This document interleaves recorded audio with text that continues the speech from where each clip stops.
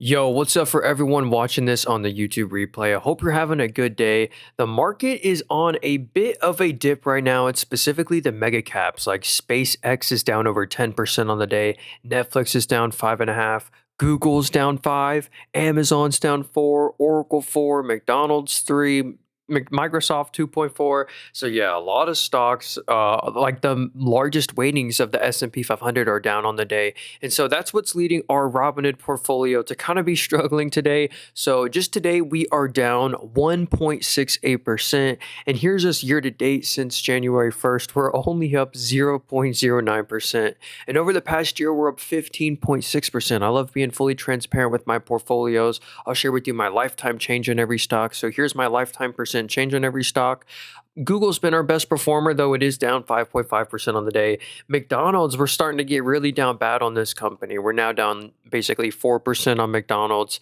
It's struggling like a lot of restaurants right now, and the interest rate sensitive sector is struggling. So yeah, we also have Meta stock. We're only up 6% on Meta. We got Constellation Energy, that big nuclear reactor play. So yeah, that's our dividend only portfolio. We also have a Roth IRA. It's down 0.9% on the day.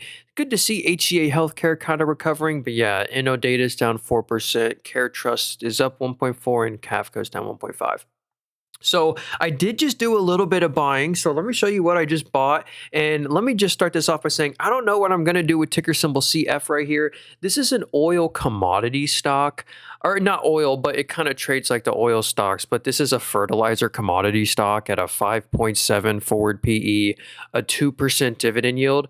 They actually have a fortress balance sheet. The good thing is, like with a lot of commodity stocks, a lot of them sometimes like lose net income. Even in the worst of 2023, they were still making, even on a worst quarter, 2 to 300 million of net income a quarter. 2022 was peaking, but we're starting to see a little bit of recovery to the net income. It grew 92% year over year. But check this out. My favorite part about CF is the share buybacks. If you go to the cash flow statement, or basically total common shares outstanding, they have bought back 6.7% of all the shares. After they bought back 10% of all the shares, after they bought back 5.4% of the shares, after they bought back 6.7, after they bought back 3. So in 2021, there were 207 million shares. Just in 2021, not even that long ago, there were 207 million shares.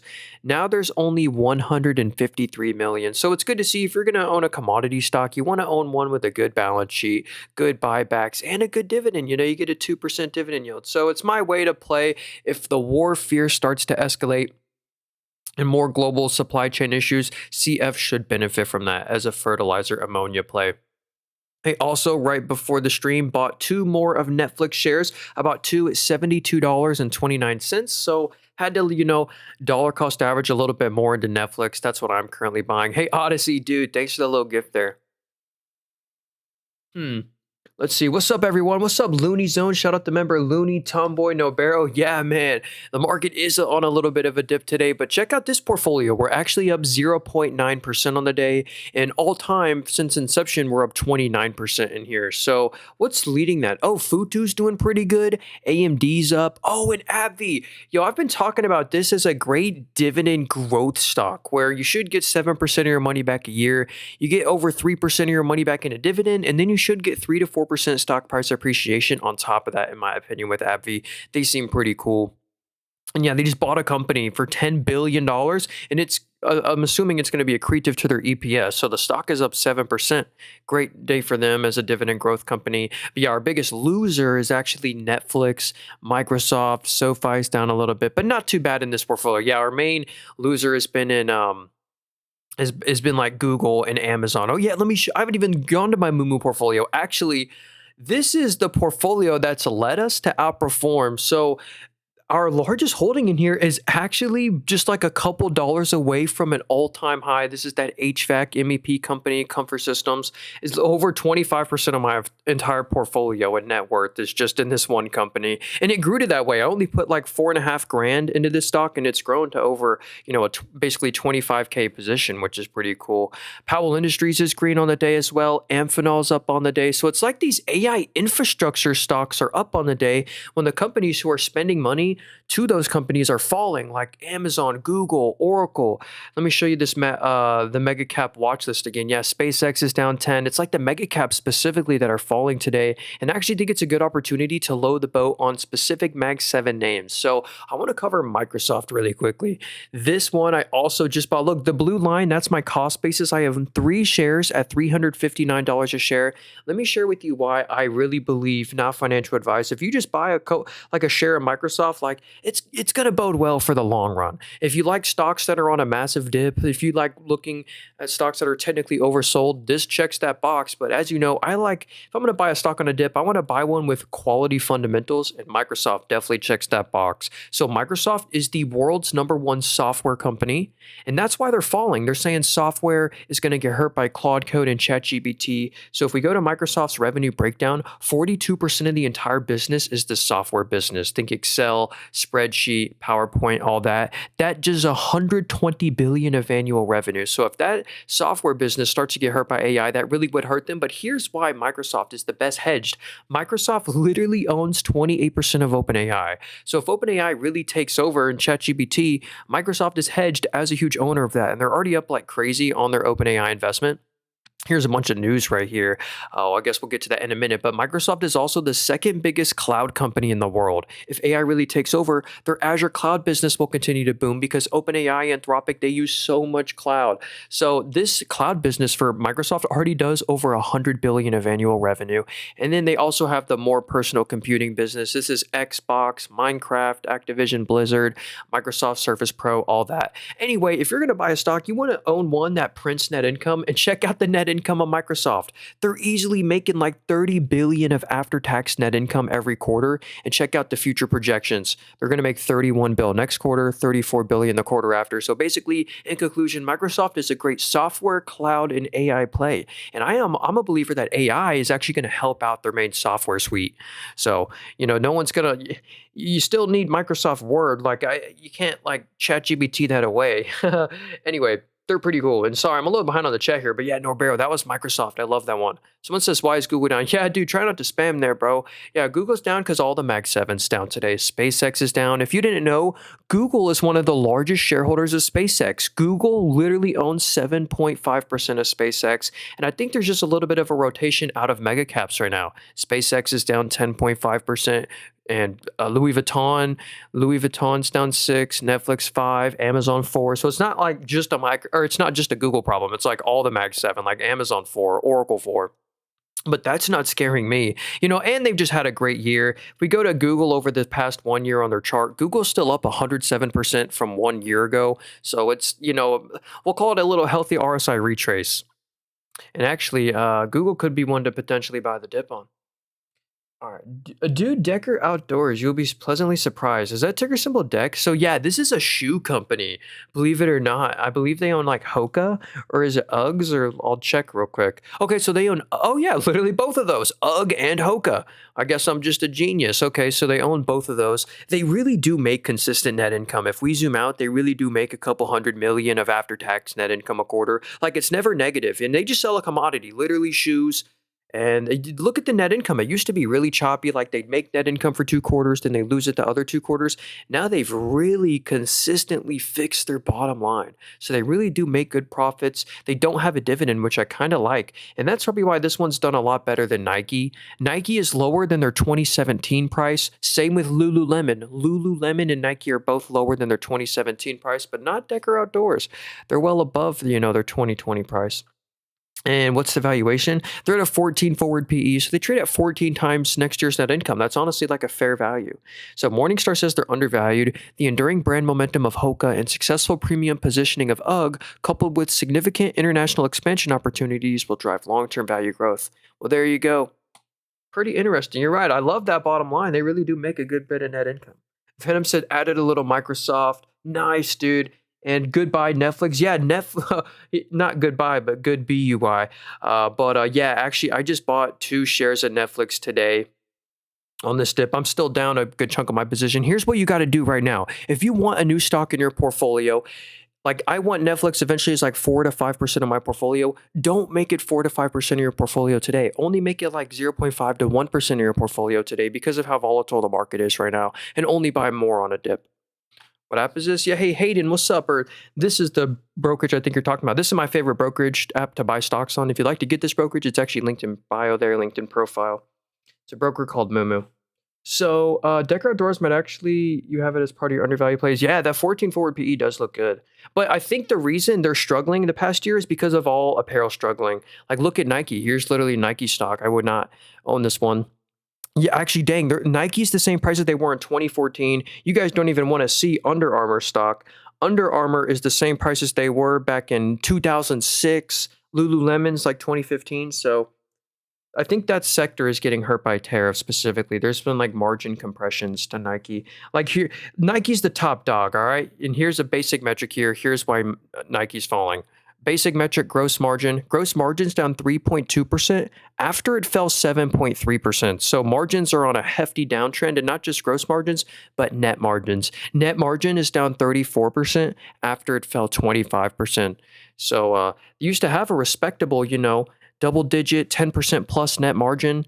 2022, their shoe collection like community was huge. Now it's like a low single digit margin. So that margin compression is tough on Nike. And that's actually one of the few companies I first saw this coming. I actually used to own Nike. There were all my buy orders right there. Sold it for a loss. Good thing fortunately, sometimes it's good to sell a company for a loss if you suspect it's going lower, like ChargePoint.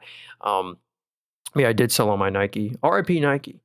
All right, next up I see all right, sorry, I know I'm a little behind on the chat here. Lucas said Palantir. Yeah, dude, this is like such a great stock right here.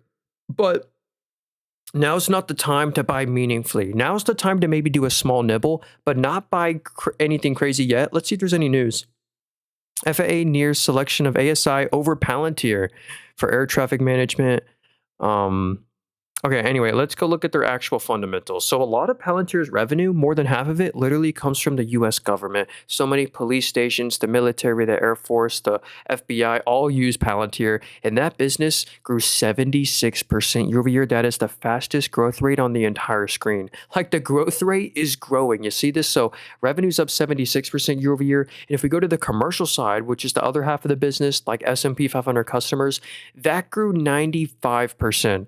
After grew 33, after grew 26, after grew 15, like they have incredible growth and they're beating on expectations. If you look at the orange line, that's actually what analysts predict them to report. Notice they beat like crazy every single quarter. So there's a reason Palantir is so loved right now. Their revenue hit a record. Revenue is up 84% organically. Like they didn't acquire a company to get this 84% growth. It's real. Revenue's up 84. Net income grew 302%. What does that mean? That means margin expansion. Net margin went from 24 to 53. So for every $100 that comes in, they keep $53 after tax according to this margin. That is literally collecting royalties at that point. And also huge, safety net is the fact that they have no debt. They're literally debt-free, $8 billion of cash. This is like the DNA of a multi-bagger. But the tough part is the market kind of already knows this. And the one unfortunate part is why I wouldn't buy meaningfully yet today is the 78 forward PE. What does that mean? That means they trade at 78 times next year's net income. So this is a growth company, so that's how you really want to value them. But really, they grow if they keep beating like this, they're still slightly overvalued, but they always trade expensive and they deserve to because they're growing their EPS like 100% this year, and then they're going to grow at another 40% the next year and the 40% the next year. And so you really got to do a PEG ratio, price to earnings growth. So yeah, that has everything I like in a company. Hey, what's up, John? Shout out the member, dude. Hey, what's up, John? Yeah, it's like specifically Mag 7, like mega caps, are falling today. Here's the actual mega cap watch list, like SpaceX down 10, Google 5.5, Netflix 5, Oracle 4, Amazon 4. What's up on the day? Of course, Micron's up on the day. Dang it, that's not good for the memory shortage. But yeah, this is what I've been saying for a long time. If you watch any of my streams for like the past month, I always go over Micron like once or twice every stream because it always gets asked. I've always been telling people it's so hard to be bearish on Micron because even at this crazy all-time high level, even after the stock price appreciation, Micron only trades at an 11 forward PE. This is not peak valuation. That could still stretch up to like a 12, 13, 2014 before it maxes out and still send this up another 20, 30%. That being said, it's definitely a tough buy. But yeah. Apple CEO Tim Cook cites unavoidable price increases due to memory chip shortage. Did anyone see my most recent short and most recent TikTok? I actually just did a little thing about the memory shortage. The average iPhone is going to cost $1,300 in the September release, or the average Nintendo Switch is costing $50 more, and the PS5 Pro costs $50 more, solely because of the memory shortage. Okay, what's up? SoFi to $15, please. Yo, Quantum, absolutely, dude. That's where I was buying SoFi at. So I just bought a slight bit more of SoFi at $15.50 when it fell there. I still own SoFi. I own a lot of SoFi. I've been buying SoFi since like way back here. Wonder if yeah, there's my little buy orders right there. Yeah, I've been buying SoFi since January 2023. So, but yeah, they're finally on a dip where I'm actually looking to buy more, and I did just buy more. I rose my cost basis buying more SoFi. You know what? I'll be super quick about SoFi. One of the reasons they are down off their peak is because they're kind of like a pseudo Bitcoin play. If you overlay Bitcoin over this, Bitcoin is also down 50% the past year. So actually here, I'll just show you that. Look at Bitcoin from 1 year ago. Literally a year ago exactly, it was 122K. Now it's 64K.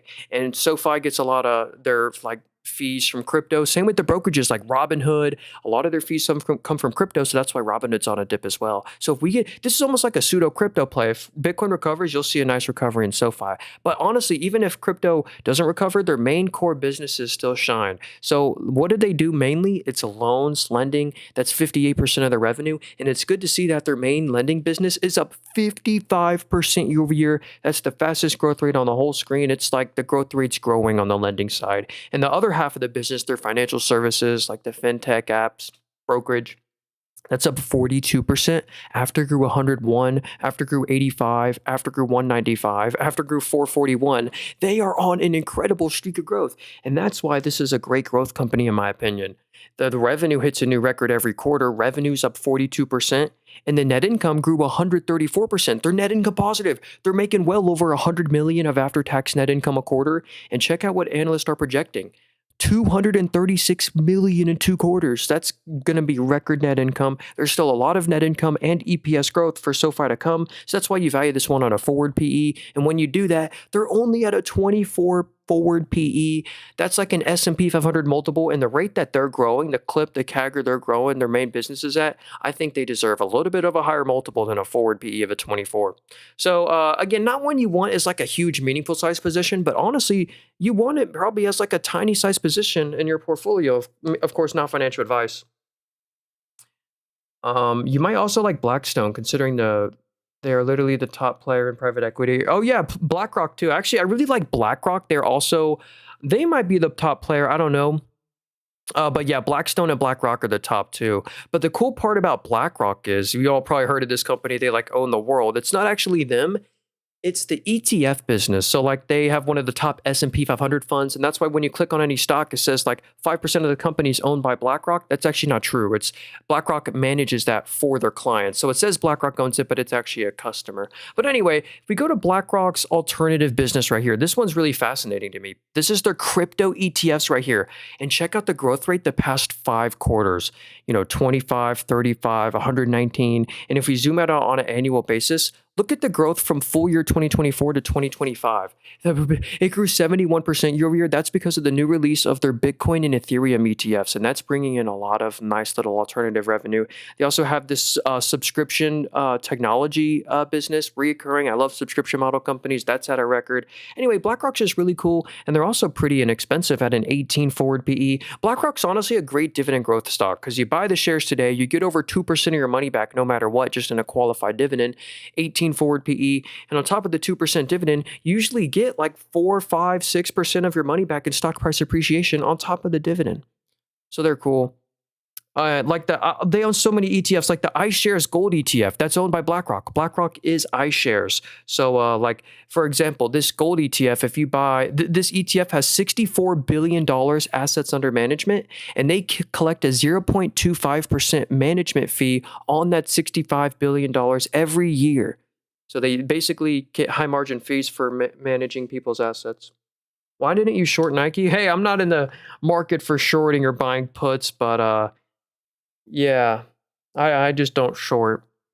I don't actually do any options. I do like the most boring thing. All I do is buy and hold high quality stocks, and the strategies actually worked great.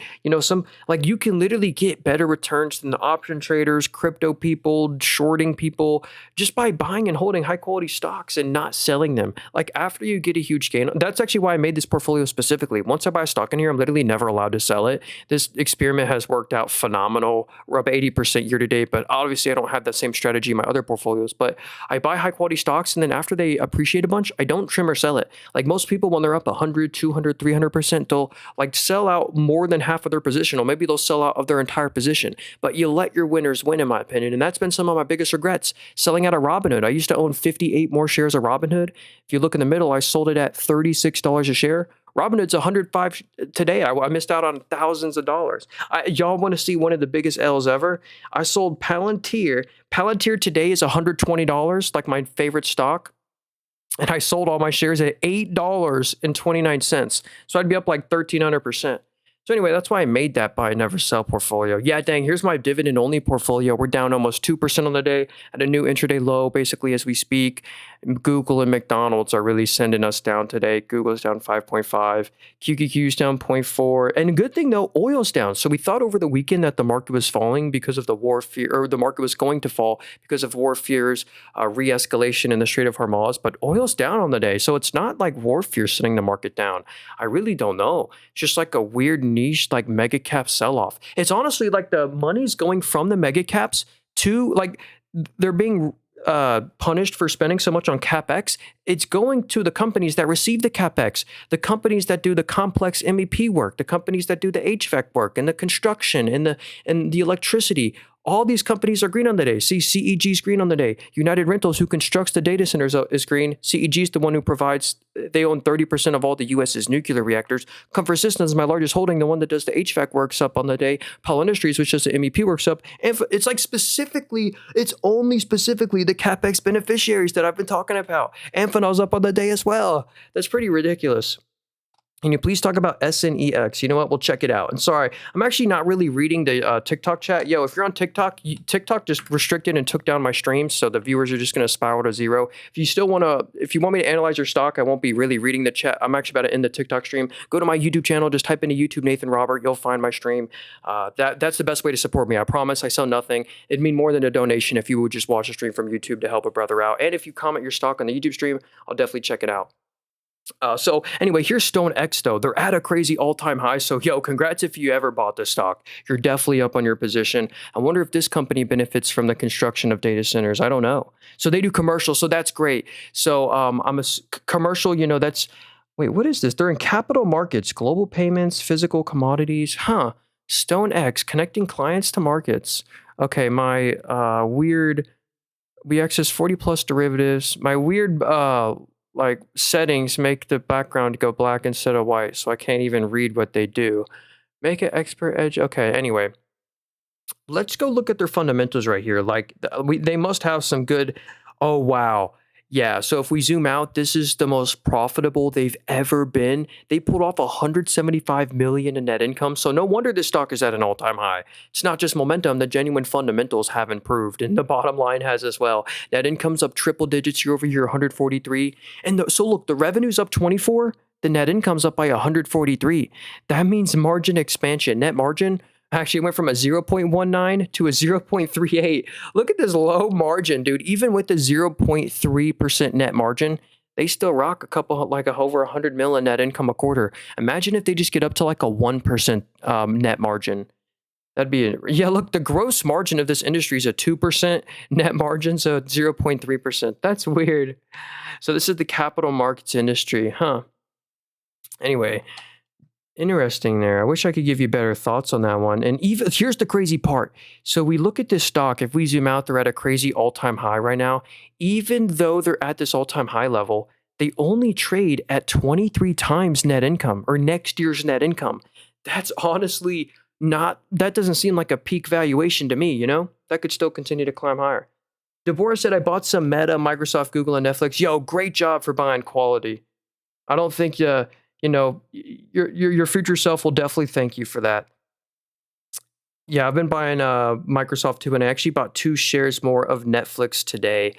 So yeah, it's like a specific sell-off in mega caps. Amazon's actually looking decent too. I might actually look to buy another share of Amazon.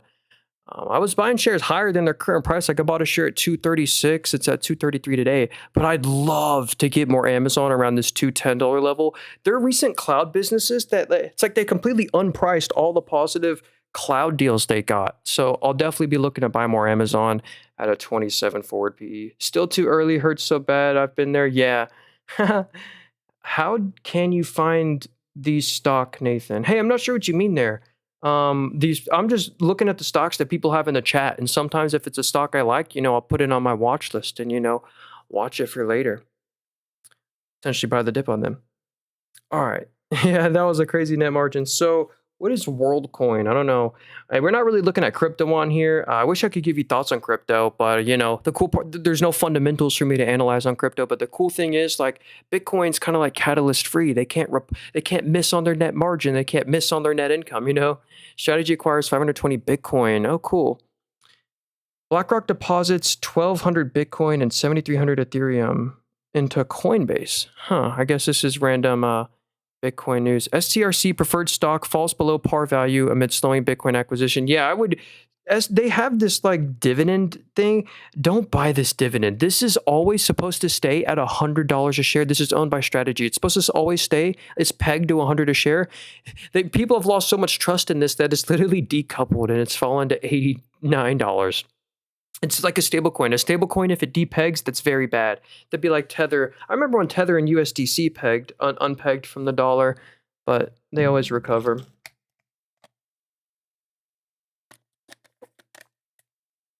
Hey, what's up, Sharkwater? Said ACN.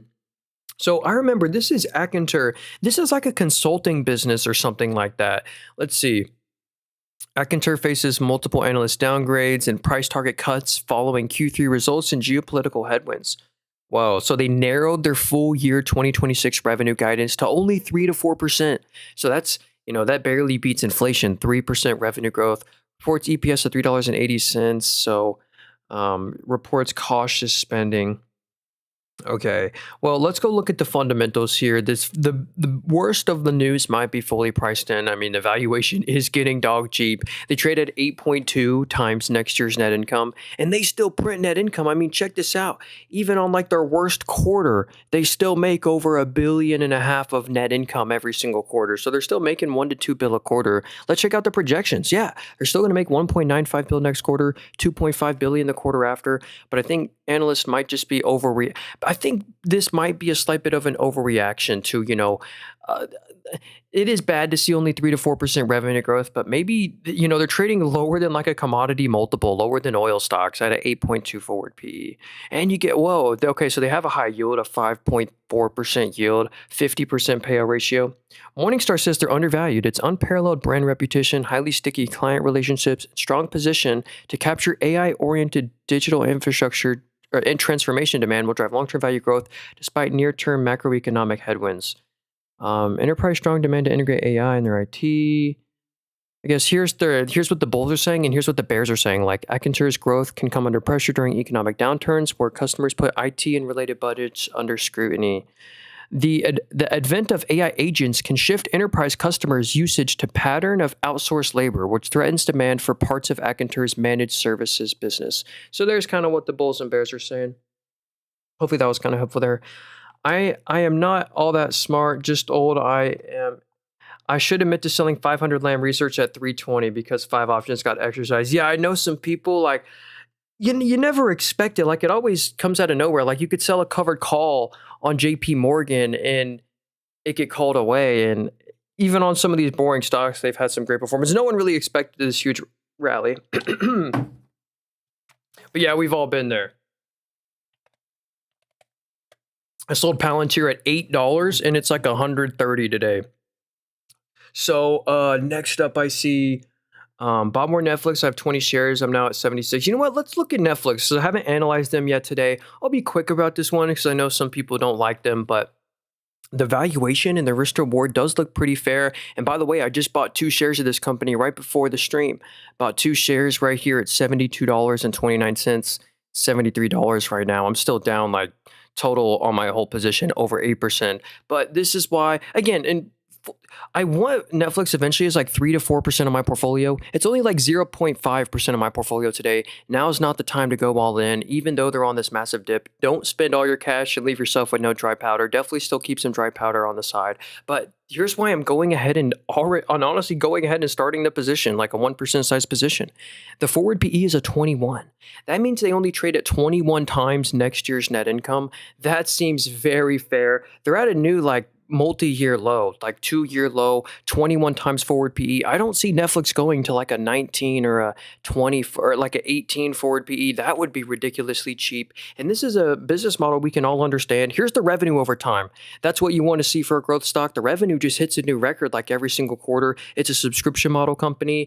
Like Netflix, it's like the last subscription you cancel if you have a bunch of subscriptions.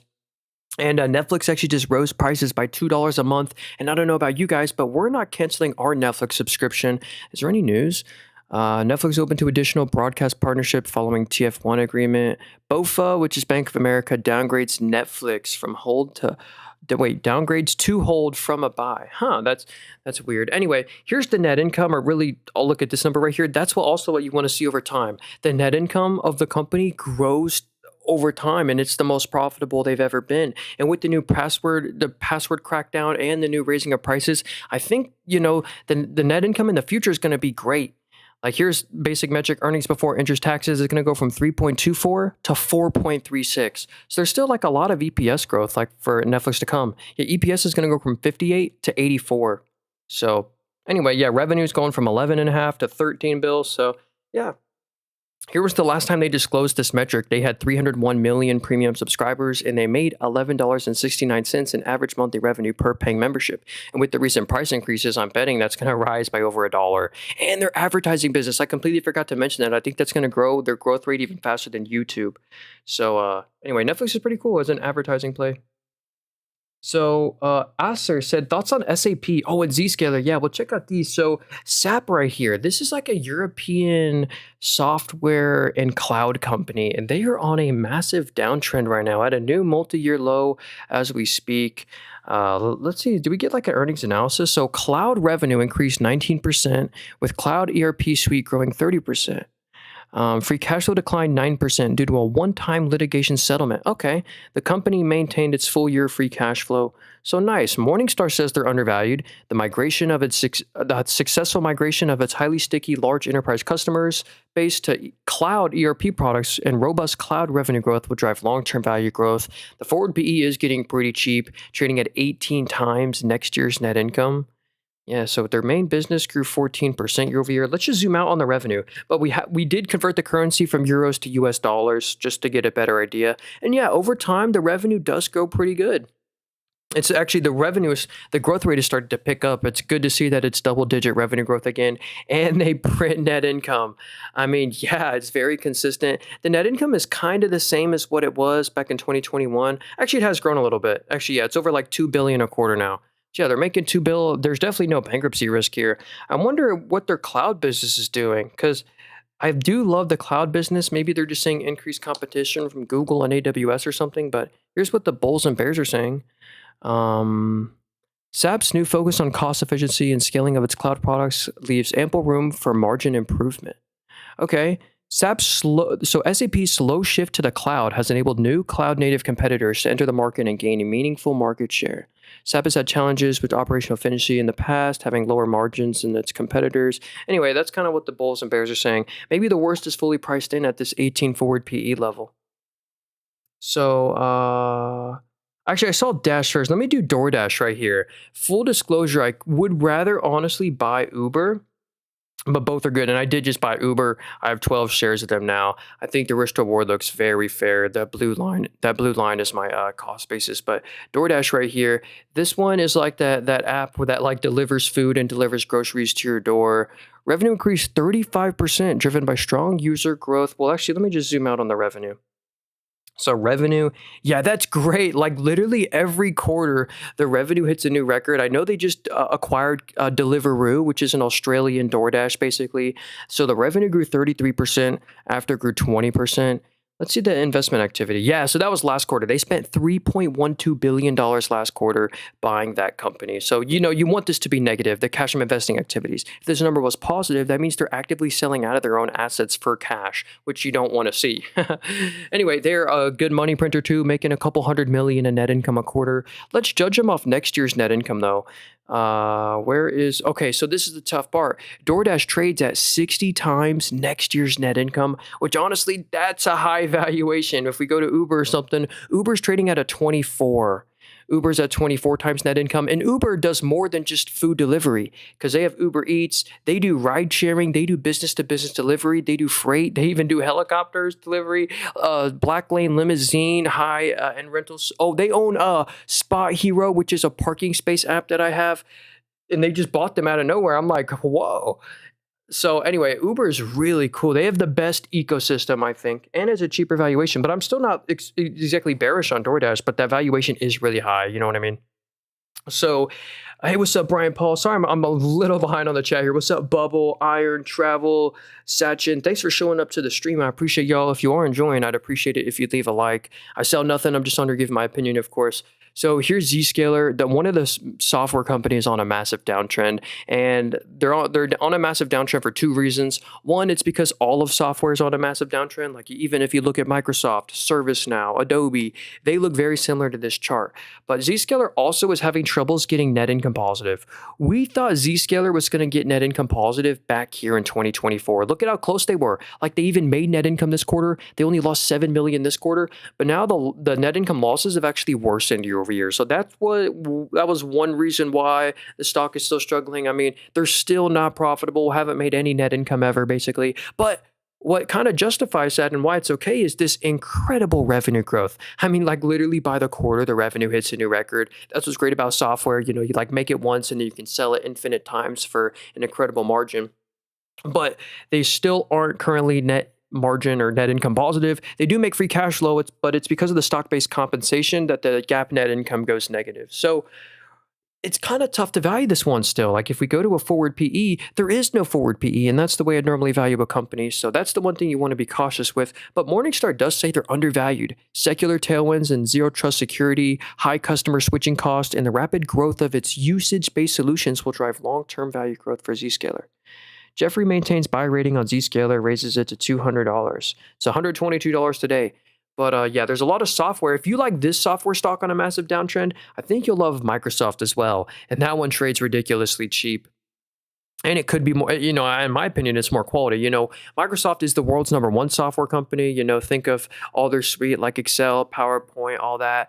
And you get a 1% dividend yield, a 21 forward PE, and you get their exposure to OpenAI. You get their exposure to Azure Cloud. So, in my opinion, I would look for the most quality software stocks to buy during this software crash. And that's what I've been doing.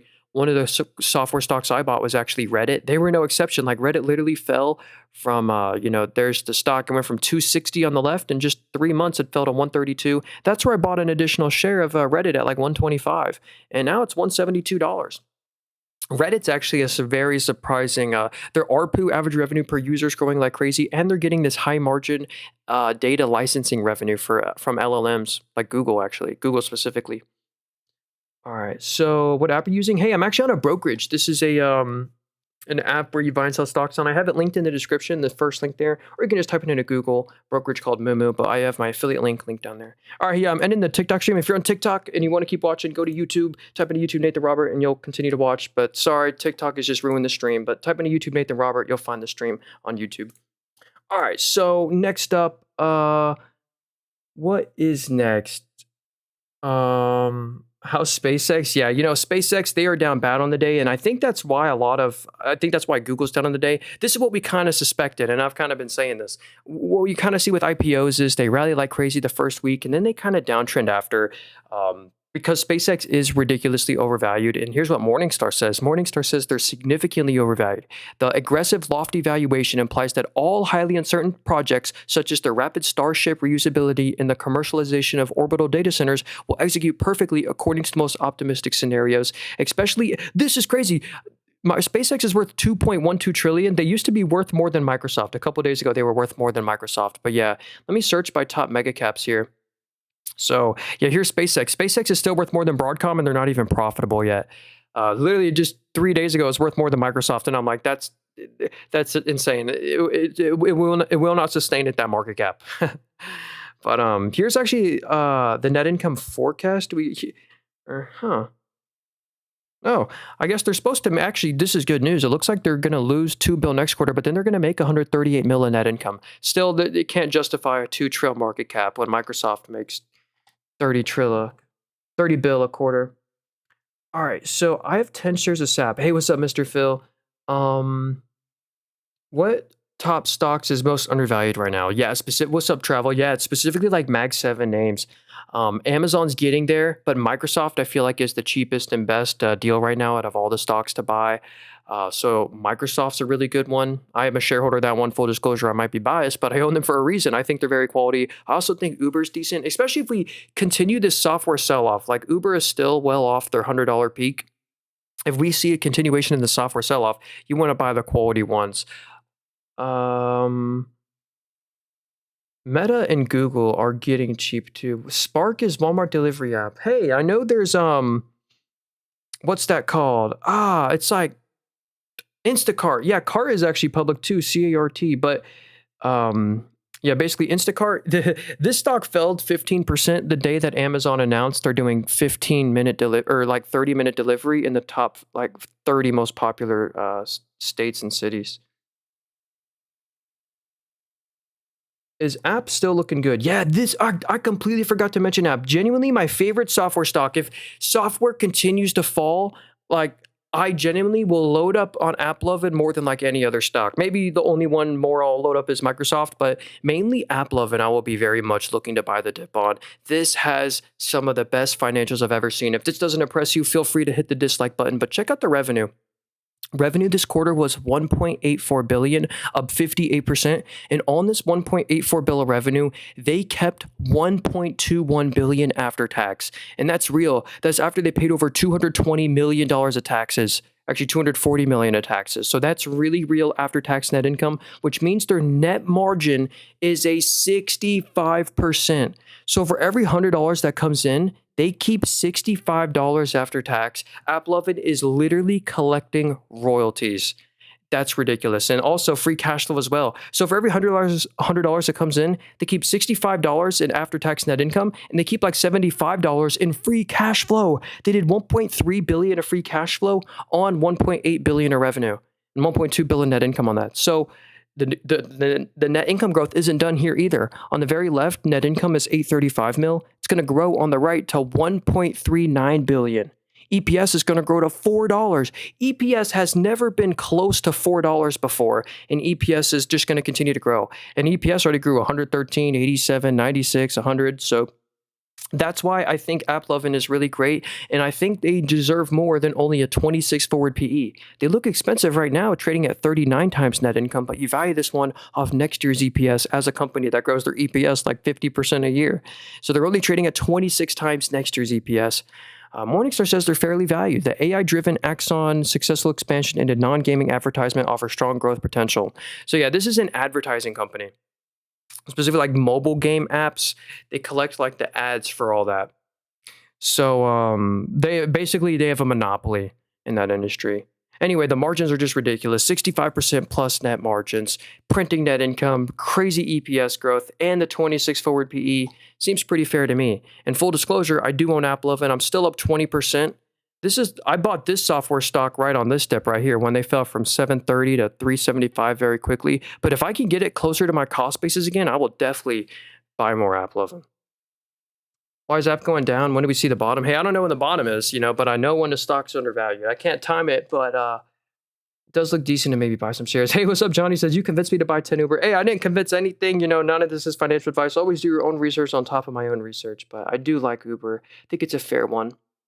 So overall fitness said, can you do Supermicro? Yeah, I'm a little behind on the chat. I do apologize. I'm going to do like Supermicro, Spotify, SpaceX, Netflix, and I'll try and get to all these. Oh, Zuzu said, sorry, I missed it. Can you do Netflix and Uber? Hey, if you actually don't mind, you can just scroll back like 10, 15 minutes in the stream and you could see both of my analysis on that one. That's the cool part about YouTube. You can like rewind it. So, all right. Turned on my fan. So here's Super Microcomputer. They're up 16% on the day. I wonder if there's any specific news, or maybe it's just a little recovery from their huge, like 35% fall those 2 days. But Supermicro launches data center building block blueprint for HPC-based NVIDIA Vera Rubin. So yeah, they're one of the few companies that already can go and install your Vera Rubin chips. So if you're a data center and you want a bunch of Vera Rubin chips, you hire Supermicro Computer to come install it and do all the cooling systems for you. 7 billion. So the reason they fell right here is because they diluted all shareholders by like 25% that day. They rose $7 billion of their market cap. They diluted all shareholders by 7 billion. The whole companies were 23 billion. So that really was big. But yeah, anyway, this is kind of like a commoditized industry. Dell has really gotten into their space. So their margins have really trended down over time. They used to rock like close to 10% net margins. Now it's kind of like a low single digit margin, but the margin has started to recover and the net income forecasts do look good. So it is kind of tough to be bearish on this stock when they only really trade at 13 times next year's net income. But the management is kind of tough to trust. They fell that this massive gap down was because they smuggled chips into China. The SEC was all over them because it propped up previous net margins and previous net income before today. So, and the accounting fraud back here, that's when I owned the stock. They were supposed to report earnings this day. I was watching, they just never did. They just forgot to report earnings. They just didn't release it when they were supposed to. They got in a lot of trouble for that. So anyway, but if they can just hit these net income numbers, it might not be too shabby. So Spotify, yeah, I see a Western Digital too. Yeah, we'll do Western Digital. Some of these are DRAM ETF. We'll check out all these. Yeah, what's up, investing? We'll look at PanW, Hood, Lyft, all these. What's up? Hey, what's up, Matt? Good to see you. So here's Spotify right here. This is that music subscription model company. I used to pay for Spotify. Then when I got an iPhone, I paid for Apple Music, and now I canceled Apple Music and I pay for YouTube Music now. So it is kind of like a commoditized industry. Like there's Apple Music, there's YouTube, and actually YouTube Music's the best because it has every song and every YouTube video. That's currently what I use. And I have a friend who uses Spotify. YouTube has literally copied the whole platform of Spotify and how the layout of the app looks. It's ridiculous. But anyway, still, Spotify is a quality company. Morningstar says they're undervalued. Imminent super premium subscriber tier launches, AI-driven monetization, and consistent operating margin expansion will drive long-term value growth. They're at a 30 forward PE. And here's a cool metric. Did you know Spotify has 293 million people paying for their premium subscription? They have, 960 monthly active users. 483 million of those are ad-supported users, but then they got a freaking 290 million people on their subscription. So that's where 90% of the revenue comes from, this premium revenue. And they really do make good net income every quarter. If we zoom out, they're actually the most profitable they've ever been. They're making like 600 to 800 mil a quarter. And they are a European company. They're actually one of the biggest European companies. And we've converted the currency from euros to USD. They really do make a couple hundred mil a quarter. The only problem is, unlike YouTube, they don't actually own their music. And there's been one hurtful thing is that Universal Music Group literally owns all the music on Spotify. And so Spotify has to pay royalties back to them. And every time Spotify does price increases, the people like Taylor Swift and the Avicii estate, they all ask for price increases or else they're going to take their music off Spotify. And Spotify kind of needs them more than they need Spotify. So that's one thing that's kind of been hurting their stock. But honestly, at a 30 forward PE, maybe the worst fears are fully priced in. They're still supposed to make 660 mil next quarter, 700 mil the quarter after. They're a money printer. Hey, thanks, Zizu. I appreciate you. So Western Digital, WDC. So this is your memory shortage stock. So if you've heard of this shortage around RAM, SSDs, hard drives, Western Digital, here's what they're saying. Western Digital benefits from the memory sector rally driven by supply tightness and AI demand. Fox advisors downgrade Western Digital to equal weight on hard drive pricing concerns. Okay. Citing concerns that expectation for hard drive pricing may exceed likely increases. I don't know what they're saying. Anyway. Oh, here's a bunch more news. Apple CEO cites unavoidable price increases due to the memory chip shortage. But anyway, if Micron's doing good, SanDisk, Samsung, SK, Western Digital most likely is going to be doing good. The one thing you want to be careful with is this forward PE though. They're one of the more expensive memory plays. Like Micron trades at an 11 times next year's net income. SanDisk trades at like 14 times next year's net income. Well, Western Digital trades at 45 times next year's net income. So that does make them one of the more expensive ones. Morningstar actually says they're overvalued. The vulnerability to cyclical downturns in the commodity-like HDD market and long-term risk of technological obsolescence require caution. Well, there you go. Yeah, definitely not one you probably want to buy today after the huge rally. But if the memory shortage continues, I mean, I bet they'll just kill it, crush it. What do you think about Zillow now that Google has entered the same space? I've never been a fan of Zillow, even if Google didn't enter the space. Redfin, actually, I used to own Redfin stock, which is the same thing as Zillow. Redfin got acquired by Rocket Mortgage. Um, but actually, Zillow was getting into like loan origination, which is interesting. Like mortgage loan origination. So Morningstar says they're undervalued, highly resilient operating. Well, let's see. Actually, what are the bulls and bears saying? They don't even cover it. Dang, they don't have a bulls and bears on Zillow.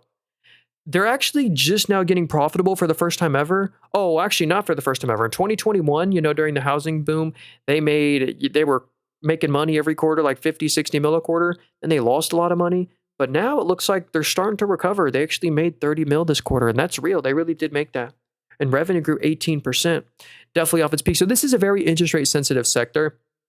And one of the other reasons why I think Zillow is getting crushed so hard right now is because interest rates are actually expected to rise this year, literally from the FOMC. So here's the July meeting. Literally, this isn't even that long from now. And the July 29th, on that day, there's literally markets pricing in a 38% chance of a 25 basis point hike. And then in the September meeting, over a 50% chance of a 25 basis point hike. So this is not good news for your interest rate sensitive sectors like real estate, mortgages, like a Lowe's, Home Depot, home builders, all that. DRAM ETF, yeah, if you don't know which memory shortage stock to buy, you can just buy this whole ETF right here. Breaks your money up for you into all of the top memory stocks. So yeah, there's SK, Samsung, Micron, SanDisk, all that. So yeah, it's a more maybe diversified, disciplined approach instead of just buying one individual memory shortage stock. So this is IGV. Someone said, yeah, what's up, the J? He says, why not buy IGV? What is this? This is the tech software sector. Oh, this chart almost looks identical to Microsoft. This looks very much like Microsoft's chart. So let's see what it owns. So it owns Palo Alto Networks. I love that stock. They own Palantir, Microsoft, Oracle, CrowdStrike, Salesforce, AppLovin, ServiceNow, Fortinet. This is a very nice software name. I will say I approve of basically like all these holdings. So yeah, actually, if you don't know what software stock to buy, you could buy this BlackRock ETF right here. It diversifies your money up into all of the top software stocks. And if you want to pick and choose some, I love Microsoft, AppLovin, Uber, Reddit. Some of those you want to wait for a little bit more of a dip on, but they're really cool. So Ricardo said Hood. Oh gosh, I'm like so behind on the chat. I apologize.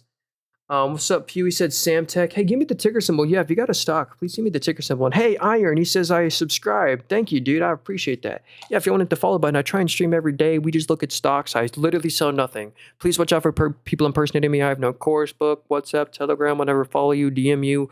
I don't coach. I don't sell anything. So anyway, here's Robinhood stock. This is a brokerage, and I have a Robinhood brokerage. So it's a fintech app, and I really like the Robinhood app. I have my main portfolio. I have my Roth IRA with them, so I've given them a lot of fees. But one of the reasons why Robinhood was struggling is because a lot of the revenue comes from crypto. And if we look at crypto markets or just basically just Bitcoin, Bitcoin is down bad from 1 year ago. Bitcoin went from 120 to 60K in just 1 year. And Robinhood's crypto trading volumes are down bad because of that. We actually get that metric right here, which is really cool. But as you can see, this downtrend, their crypto trading volume is down 39% from the previous year. But why I think Robinhood has decoupled from Bitcoin and rallied up when it's rallied up so much when Bitcoin hasn't rallied is because of their new business, these prediction market contracts. So Robinhood just disclosed that every time you buy and sell a stock, they only keep a 0.1% fee. But whenever you buy and sell a prediction market, they keep a 2% fee. It's literally 20x more valuable for their bottom line, and that's why they're pushing prediction markets so hard. And again, I never recommend really doing prediction markets because it's pure speculation, but anyway, but Robinhood as a brokerage, they're printing money from this. And their net margin, literally, Robinhood keeps basically $40 for every $100 that comes in. They have a 40% net margin on average. They had a slight one-time adjustment this quarter. But if we go to net income right here, they're easily printing a couple $100 million of after-tax net income a quarter. The only tough part is the 51 forward PE does make this one too expensive. So that's why you really wouldn't want to buy this one on the day. But especially like if we see Bitcoin start to recover, like that's going to go crazy for Robinhood. SEC considers allowing tokenized stock trading. Robinhood receives regulatory approval to operate as IPO underwriter. Experiences record traffic during the SpaceX IPO. That could be why Robinhood stock is rallying. Also, yeah, the SpaceX IPO is causing crazy retail momentum. Robinhood expands FIFA World Cup prediction markets through CFTC regulated.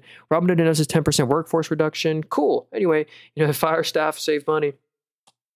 Yeah. Full disclosure, I own Robinhood stock. They've been one of my best performers. Too bad I sold most of my position. I used to own 58 more shares of Robinhood. I sold it in the middle at $36 a share, and well, it's 105 a share today. So RIP my little sell order. That was not smart of me. Wonder if I can find where that was. Yeah, look, there's my sell order. How stupid. I sold it at 36 a share, and it's just rallied way more ever since. All right, next, sometimes your biggest regrets will actually be selling out of great companies. All right. What is this one? What's going on with the Google and Amazon? Yeah, basically we were just seeing a rotation out of mega caps software or just mega caps right now. And that, I think Google's down a lot because SpaceX is down. Google is basically the largest shareholder of or one of the largest shareholders of SpaceX. Google owns 7.5% of SpaceX, and they're down 15% on the day. Netflix is down 5.8, Google's down 5, Oracle's down 5, Amazon 4, Broadcom 4. So it's not just like a Google Amazon problem. It's like the whole market's kind of falling. And specifically, money's rotating from mega caps to capex beneficiaries, companies that do the MEP work, like in the HVAC work. All the HVAC stocks are up. All the electrical infrastructure stocks are up, like Corning and Powell Industries and Eaton. So it's weird. In like Constellation Energy's up, Amphenol's up. So the capex beneficiaries are loving this. Samtech. Let me just type that in for. Give me the ticker symbol for Samtech. Actually, I can't find that one. Supermicro made like 35% today. Wait, where is that? Yeah, dang, they're up 15% of the day. Jeez. Yeah. I heard they're doing some new Vera Rubin installation thing. So Clem says Intel stocks. So yeah, there's been a few reasons Intel is mooned right now. Intel is benefiting because the US government literally took a 10% stake in Intel. Right now, like the most valuable technology are like chips, and the US doesn't want China to have chips. And all of our most valuable chips are produced in Taiwan Semiconductor in Taiwan. And so we need to be more manufacturing independent. So the literal government took a stake into Intel to bring this back, to save the company, to bring back US manufacturing. And on top of that, NVIDIA took a stake into this company, and NVIDIA agreed to move some manufacturing to Intel. Google just agreed to move some manufacturing to Intel. And I think Trump announces Apple-Intel partnership for U.S. chip manufacturing. U.S. government holds a 10% stake. So yeah, Apple as well is moving manufacturing because a lot of these companies like Apple, NVIDIA, and Google, they promise to spend like hundreds of billions of dollars in the U.S. economy. And the way to do that, honestly, is to move manufacturing to Intel. It has that velocity of money effect for our economy. The other reason Intel's rising is because of the CPU shortage. So it used to be for data centers, for every 8 GPUs, you need 1 CPU. Now it's for every 2 GPUs, you need 1 CPU. So that ratio is improving. So basically, the onshoring of U.S. manufacturing and the CPU shortage is sending Intel up. And it's not just Intel, it's AMD as well. A huge beneficiary of the CPU. Just similar gains from 3 months ago. Intel was, getting these confused. AMD was $215. Now it's $550. So pretty cool. Should I buy Robinhood? I wouldn't buy Robinhood yet there, Jex, but definitely one to put on the watch list. I love the brokerage industry. Robinhood rocks like a 40% net margin. They're great. Hey, no problem there, Bong Waters. So would you buy Broadcom, Google, or App right now? That's a great question. How's Broadcom looking? Honestly, all three of those I'd happily own. I wouldn't be disappointed if I had to pick any of those. JP Morgan reaffirms overweight rating on Broadcom, dismisses reports of Google TPU chip delay. So yeah, Broadcom is helping Google make their custom chips, their custom TPUs. So anyway, Broadcom pursues strategic initiative to boost semiconductor chip. Here's the cool thing about Broadcom and why I might even buy this stock if they fall 5 to 10% more. It's starting to look very attractive. So Broadcom right now trades at a 30 forward PE. That's not even like ridiculous. Well, currently they trade at 65 times PE, but it literally gets cut more than in half because their EPS is more than doubling. Check out the net income projections. In 2 quarters, this is insane. In 2 quarters, analysts project $15 billion of net income. net income has never been close to 15 billion before. So there is still over 100% EPS growth for Broadcom to come, and that's why the PE ratio gets cut in half because they're doubling EPS. And at this growth rate, what's the EPS going to be in like 2 years from now? So you really want to do like a PEG ratio, 1 to 2 year out forward PE. Their main business, Semiconductor Solutions, which is 67% of their entire business, grew 78% year over year. That's the fastest growth rate on the entire screen. Like the growth rate of their semiconductor business is growing. So they're really cool. And I think at the growth rate they're caggering at, they deserve more than a 30 forward PE. And you get a nice dividend, a 0.7% dividend yield. They raise it every year. So yeah. Is there any other news? Broadcom partners with Apollo and Blackstone. Anyway, they benefit from the custom chip TPUs from Google and Amazon. So SMTC. Oh, Samtech. Here we go. Found it. POG. Okay, so congrats if you own or if you've ever bought the stock. You're definitely up on your money. They're at a crazy all-time high. They're up 10% just today. So this is probably one of those CapEx beneficiaries. Let's see what they do. So signal integrity, analog mixed signal and wireless, and Internet of Things systems and connectivity. So so let's go to their main business right here. Signal integrity, whatever that means. It's growing very fast. That business grew 38%. After it grew 26, after it grew 42. So they're on a nice little streak of growth. And their next biggest business, analog mixed signal, that grew 11% after it grew 20. So nice little double-digit growth there. They're still a little choppy with their net income. So that's one thing you want to be cautious with. They're not like consistently making any net income yet, but the revenue's growing nicely. Yeah, revenue's at a record, but the net income is still a little choppy. So when we value this one on a forward PE, yeah, so they look expensive, at 87 times next year's net income, but that's not stopping the stock. I mean, they're at a crazy all-time high today. Maybe there's some news I'm missing. Oh, maybe we can find something down here. Oh, dang, no news. Okay. Did we get like an AI breakdown? Nope. Morningstar says they're overvalued, extreme high multiples. Yeah. So actually, I'm glad I just clicked on this right here. It looks like this is mainly an international play. So it looks like China, including Hong Kong, is basically half of all their revenue.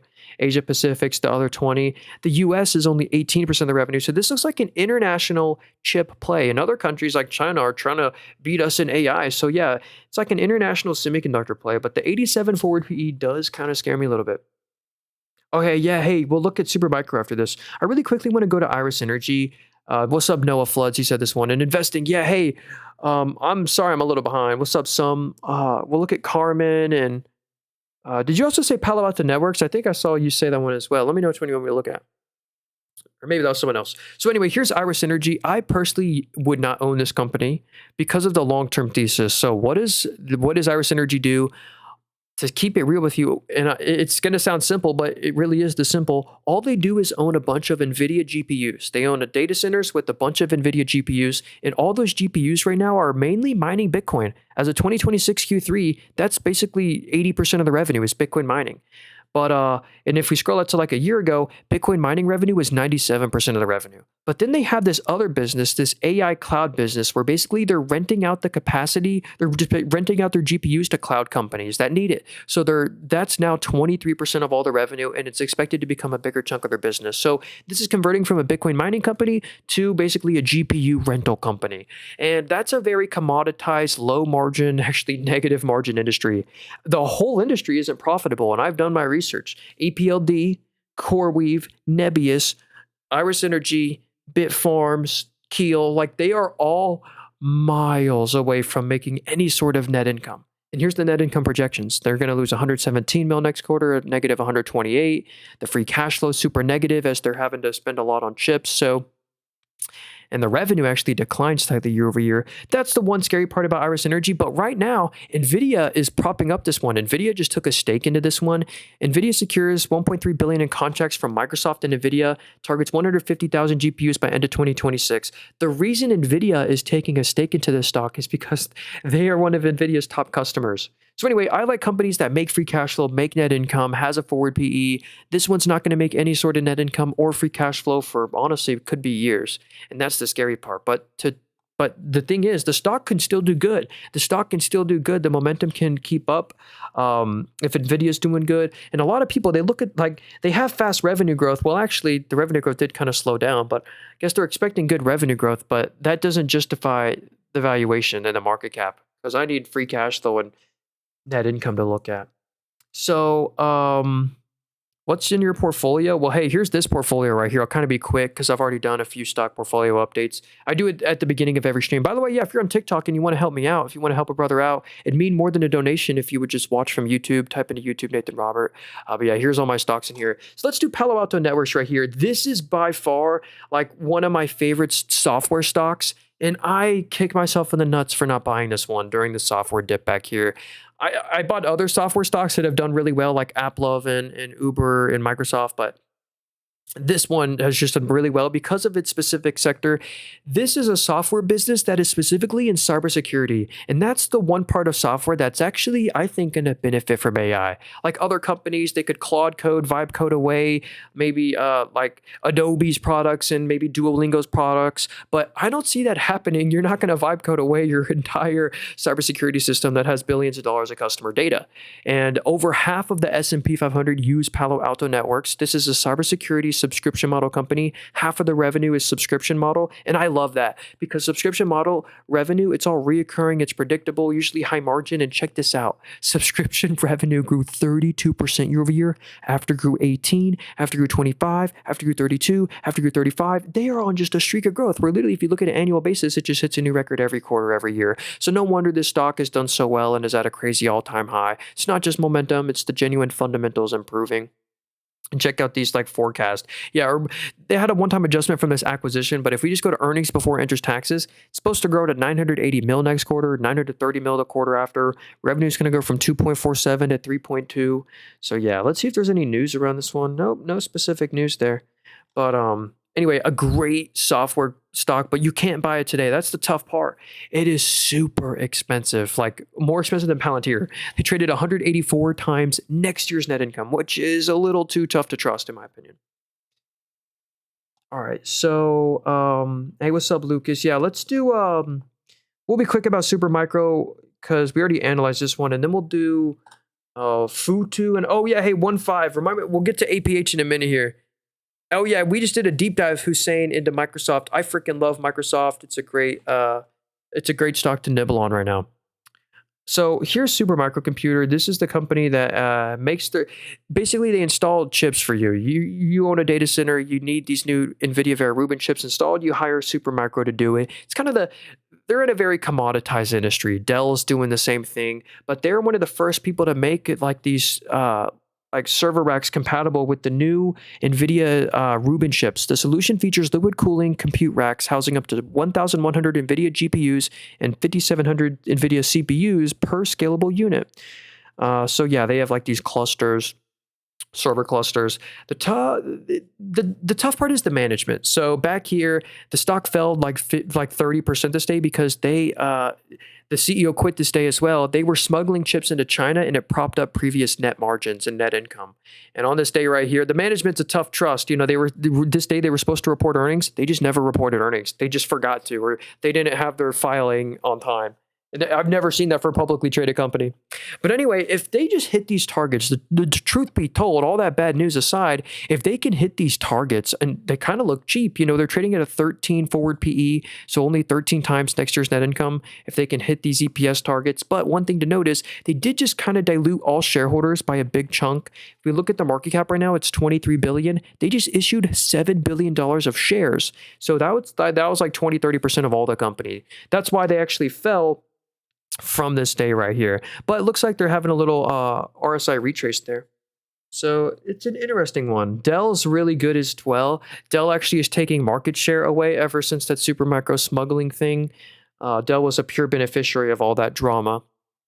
So yeah, Dell as well is done a lot better. So Futu stock, if you're wondering what is Futu, that is literally this brokerage I am on right now. So this app I'm literally using as we speak. It's this app publicly traded, and I love the brokerage industry. I also own Robinhood stock. Robinhood's a great company as well. I own SoFi stock. I own Dave. I love the fintech industry, and I love Moomoo stock as well. By the way, if you want to get this app, this brokerage I'm on called Moomoo, I have an affiliate link linked in my bio. First link in the YouTube description. If you want to sign up with my link, if you like deposit $100, we'll both get like a free stock. But check this out right here. If we go to Moomoo, and here's their users. They have 30 million users. Average client assets, daily average client assets are 161 billion. Dang. But anyway, they print net income. They had a slight one-time adjustment this quarter because and the reason their stock is falling right now is because they got in trouble by China. So this is an international brokerage, and they allowed people in mainland China to buy US ADR stocks, and China did not like that. So China fined them, and they fined a bunch of other brokerages as well. Like TIGR stock also fell on this day for allowing people in China to buy US ADR stocks. So that's why net income slightly fell. It was that one-time adjustment. But if we judge them off like next year's net income, like the spotlight's going to be on their earnings. So they're going to be very disciplined. They got an 8.9 forward PE. That is ridiculously cheap. 8.9 times next year's net income. Brokerage commissions. Oh, how's their other income doing? This is their crypto business. That's up 78%. After grew 102. After grew 24. The way they mainly make money though is interest income. They have this really cool proposal, and that business grew 27% year over year. They give every customer, if you have your cash with them, they give you a 3.35% APY on your idle cash sweep. They earn like a 3.9% APY and just pocket the difference. It's all high margin for them. It's kind of smart.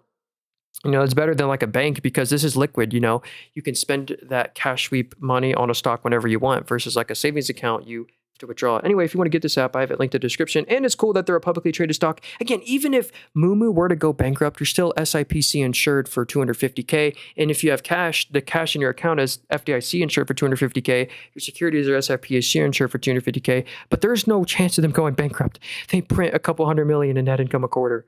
So Futu's pretty cool. That's Moomoo, the app I'm on right now. Robinhood's another good one. I also own HOOD. So yeah. Let's look at APH. All right. Yo, dude, try not to spam. Actually, I saw this one first. Let me see if I can find this one, and then we'll get to APH after this. SDVKY. Oh, we found this one. Okay, what's up, Sophie7? I'm glad I found this one because normally I can't find these kind of weird ticker symbol ADRs, but check this out. This stock is at basically an all-time high, just a few percent off all-time highs. They're a $52 billion ADR company. So they're a Swedish company. So we'll convert the currency to US dollars just to get a better idea of what they do. So they do mining, machining, rock processing. So like underground or like construction work, manufacture and sale of tools, equipment, tooling systems for the mining and construction industry. So they're probably benefiting maybe from data center construction. I don't know. They're trading at only 23 times next year's net income. That's honestly pretty inexpensive. If you compare that to like a Caterpillar or a United Rentals, that's pretty fair. 23 times next year's net income. Oh, and here's where the revenue breakdown geographically is. US is 14% of revenue. Australia's 11, China 7, Canada 7, and then all these other countries. So nice little international diversification. So it's like an international construction and mining company. And yeah, here's their bottom line. It kind of hasn't grown too much since 2018. Like in 2018, they were making like 350 mil a quarter. It hasn't grown too much. Like today, it's still like 400 mil a quarter, but it has grown. Anyway, AB. Anyway. Interesting stock here. You get a 1.5% dividend as well. So there you go. Benefit from the construction. So let's do Amphenol stock. APH right here. Actually, this is a stock I do own. So if you look down here, I got 28 shares of APH right here.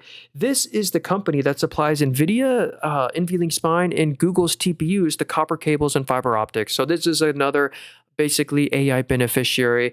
If the Google and Meta and Amazon keep up their CapEx, Amphenol is definitely a beneficiary of that. They are I really wouldn't buy them at all-time highs, but if they get back, I don't know if they will, but this is the level I've been buying at. See all those Bs? Those are my buy orders. I've been buying at like the 130, 125 to $135 level. That's where I think Amphenol is a steal of a deal. But even at this all-time high level, they're only at 31 times next year's net income. That doesn't seem like peak valuation, a 31-time forward PE, especially at this growth rate. Their main business grew 87% year over year to a record, after grew 90%. Like these growth rates in the middle are ridiculously fast. And not just on that business, but their harsh environment solutions, that's up 33% year over year. And then they're also in interconnected sensor systems. That's up 25% year over year. So very nice. What does Morningstar say? Morningstar even says they're undervalued. Massive demand from artificial intelligence infrastructure investments for its best-of-breed data center connectors, combined with the highly flexible, decentralized operating model, will drive long-term growth. Yeah, they have this decentralized like 20-manager. Oh yeah, look at this. Amphenol's organizational structure, featuring more than 125 general managers who operate with high levels of autonomy, gives it unparalleled ability to control costs and maintain industry-level margins. Amphenol is the most diversified component supplier we cover, giving it better insulation from cyclical downturns in any one market. Amphenol benefits from sticky customers. Anyway, Amphenol is great, but the valuation today is a little stretched. So to buy anything meaningfully, you really wouldn't want to do it today, but look at their net income over time. Hey, what's up, Angel TRXT? Yo, what's up, man? What stocks should we look at now? Again, not financial advice, but I think Microsoft's a really good deal. Netflix is looking decent. I just bought 2 shares of Netflix today. I did buy this one commodity fertilizer stock today. This is ticker symbol CF. I don't know what I'm going to do with this one. I might sell out of this one eventually, but they've bought back like 20% of all the shares just in 2 years. Yeah, they buy back like 5 to 10% of all the shares a year. They pay a nice dividend. But it's a total commodity, and they trade at 5.7 times forward PE. But if geopolitical issues rise, supply chain issues, they will definitely benefit. So, hey, what's up? Unsocially, TT2 had a bit of a spike today. We'll see if it'll lose. Yeah, Take-Two. This is your GTA 5 or GTA 6 company. So they just announced, Rockstar, which is owned by Take-Two, this company, to begin GTA 6 pre-orders on June 25th. That's literally in 3 days. So yeah, unfortunately, the PC game won't release till April 2027, but I think every investor knows about the GTA 6 release. Like, it's fully priced into the stock at this point. And if we do a forward PE, that's also a tough sell. 131 times next year's net income is hard.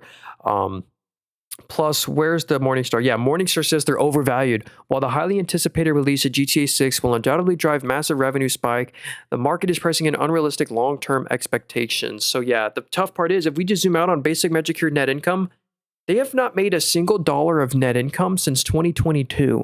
And since 2022, they've just cumulative lost like $5+ billion of net income. Actually, the past 4 quarters have been good. They've only lost like 80 million in net income a quarter on average, but that's the tough part, that they're still not really anywhere near profitability. Like, even though GTA 6 is going to be released in 4 days, they're still supposed to lose 42 mil next quarter, 150 mil the quarter after. So that's why I'd actually kind of stay away from Take-Two.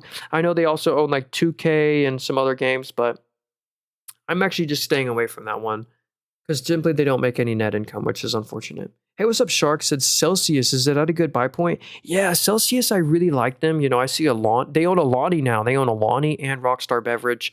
But I think they're struggling right now because all food stocks are struggling. You look at Wendy's, McDonald's, General Mills, Campbell Soup. All these food stocks are struggling. But I like this one because they're specifically in the energy drink, ready-to-go industry. And they trade at 17 times next year's EPS, or 17 times next year's net income. That's where the risk reward is starting to look really fair. Like, I don't see it going much lower. Like, maybe it could go to a 15 at the lowest, but that's why I think it might be decent to maybe do a slight nibble, a slight buy into Celsius. Not go crazy yet, but yeah, they had a one-time adjustment. That's why we're valuing them off next year's net income, because it says in Q3 of this quarter they lost 60 mil. They actually made 166 mil. They just had a one-time termination fee moving their distribution over to Pepsi. But yeah, they own Alani and Rockstar. So Morningstar says they're undervalued as well. So definitely an interesting one. 17 times next year's net income. Interesting. I actually own the Coca-Cola bottler. They bottle for Monster and Coca-Cola. Do you think Meta is a good buy on the dip today? Absolutely, Joshua. Yes, sir. So Meta, this one right here, is kind of being hurt. They're not being rewarded for all their AI spend. Oh, check this out. Meta Threads surpasses 500 million monthly active users, launches new community feature. This is like an ex-competitor. And I remember a couple months ago, they just added in ads to Threads for the first time ever. So that's going to be a nice earnings tailwind, I think. I think that's why the revenue grew 33% this quarter. Revenue signs deal with Crusoe for 1.6 gigawatt. Okay.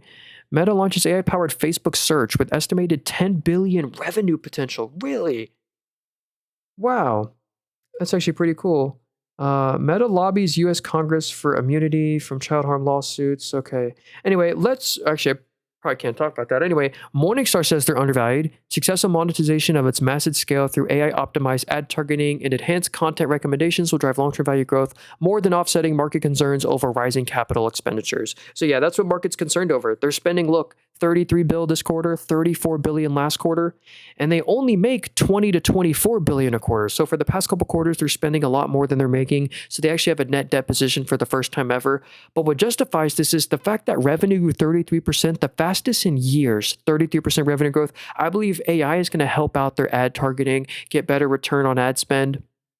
And I love what they're doing with the Meta Ray-Ban glasses. They have an 88% smart glasses market share. I think everyone's gonna get into the smart glasses.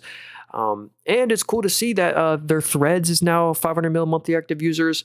Introducing ads to there could be a nice tailwind. They also own Threads and some other apps as well. What is NTNX? All right, let's check this one out. Nutanix. Okay. I have not heard of this stock before, but let's check them out. So they're a $12 billion market cap company. What industry? So they're in the software industry. Okay. That might be why they're on a bit of a downtrend right now. If you look at any software stock like Microsoft, ServiceNow, Adobe looks very similar to this stock. So they do product, support, entitlements, and other services. 55% of the revenue comes from the US. And they are net income positive. That's great. So they are making net income every quarter, and the growth rate is good. They are a bit leveraged, it looks like. They have more liabilities than they have assets. The free cash flow is great. 200 million free cash flow, like close to 100 million net income a quarter. They are at a 37 forward PE. The control layer for agentic AI at scale. I feel like I've seen so many websites that look the exact same. That kind of looks like the X logo or the SpaceX logo. All right. So some sort of software trusted by 30 plus thousand companies like Home Depot, Caterpillar, HCA Healthcare, my boy. Okay. Well, let's go see. Hey, they're profitable and making net income. The only tough part is that they are even on this massive dip, even though they're down like 50% from their peak of $82, they still trade at 34 times next year's net income, which might still be a little too expensive especially compared to a lot of other software names. All right, next up, can you please check TWO with Morningstar or TTWO with Morningstar? Here's what Morningstar has to say if you want to quickly screenshot or read. Oh yeah, we just looked at that. Yeah, here's what Morningstar says. Yeah, we did read that. Yeah. Yeah, unfortunately, they just can't get profitable. So Castro says CoreWeave, that's an NVIDIA holding. You know what? Let's pull up the NVIDIA portfolio. NVIDIA is so big, they literally own some individual stocks. They own a bunch of Intel, and then their second largest holding is CoreWeave. And honestly, I would not own CoreWeave. I'd rather own NVIDIA. And it's simply for two reasons. What does CoreWeave do? CoreWeave literally just owns a bunch of NVIDIA chips and rents them out. So this is a GPU rental company, and it's very commoditized and negative margin. So if we go to net income projections, like this quarter, they lost 740 million of net income. What about free cash flow? They lost 4.7 billion of free cash flow. So look at the free cash flow losses every quarter. Just like, I'm not trying to call them out, but I mean, it's just like, they lose their leverage. They lose a couple hundred mil a quarter. They lose billions of free cash flow a quarter. And look at the net income forecast. Like they're supposed to lose 670 mil next quarter, 600 million the quarter after. Like the losses are worsening by 5x. The revenue is growing. That's good, but it's not profitable growth, especially when your losses worsen. It's almost like it's a tough sell. So, and there's this depreciation thesis around their chips and stuff. So that's the one thing you want to be careful with. It's like these net income and free cash flow estimates are just not good. So I like companies that have a forward PE, that make net income and make free cash flow. This one just does not check the box. And it's in a very commoditized, competitive industry. CoreWeave does the exact same thing that Nebius does. Nebius owns a bunch of NVIDIA chips and rents them out too. APLD owns a bunch of NVIDIA chips and rents them out. Iris Energy owns a bunch of NVIDIA chips and rents them out. So that's why they all lose money. And so that's why this is like, out of all the AI like subsectors, the GPU rental one is one I'm kind of staying away from.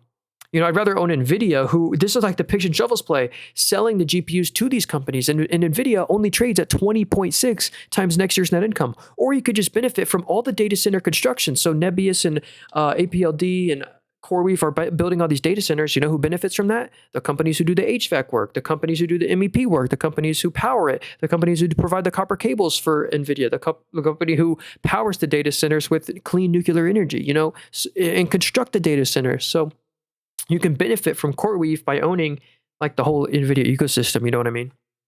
So that's the only unfortunate part. SoFi, CoreWeave, Sup. Oh, let's do SoFi. I regret selling Nebius. Well, hey, I feel like maybe long term you won't regret selling Nebius. But yeah, we did just see the chart. Nebius is at like an all-time high. That's the thing. So even though I settled that bearish stuff around these GPU rental stocks, they could still do good through the end of the decade as long as Nvidia like keeps propping them up, because Nvidia is taking investments into all these stocks. So yeah, let's go over SoFi stock. I got a couple requests for that one. What's up, Monka, and who else said that? Angle. Okay. So here's SoFi Technologies right here. This is a great fintech stock.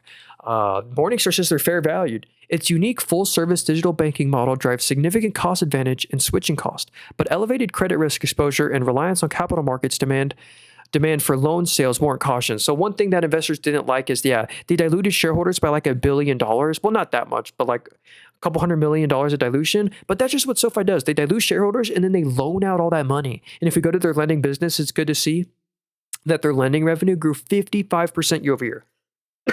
So we want to account in for the dilution, and the way you account for dilution is by looking at something called the earnings per share. So there's net income, but the EPS is net income per share.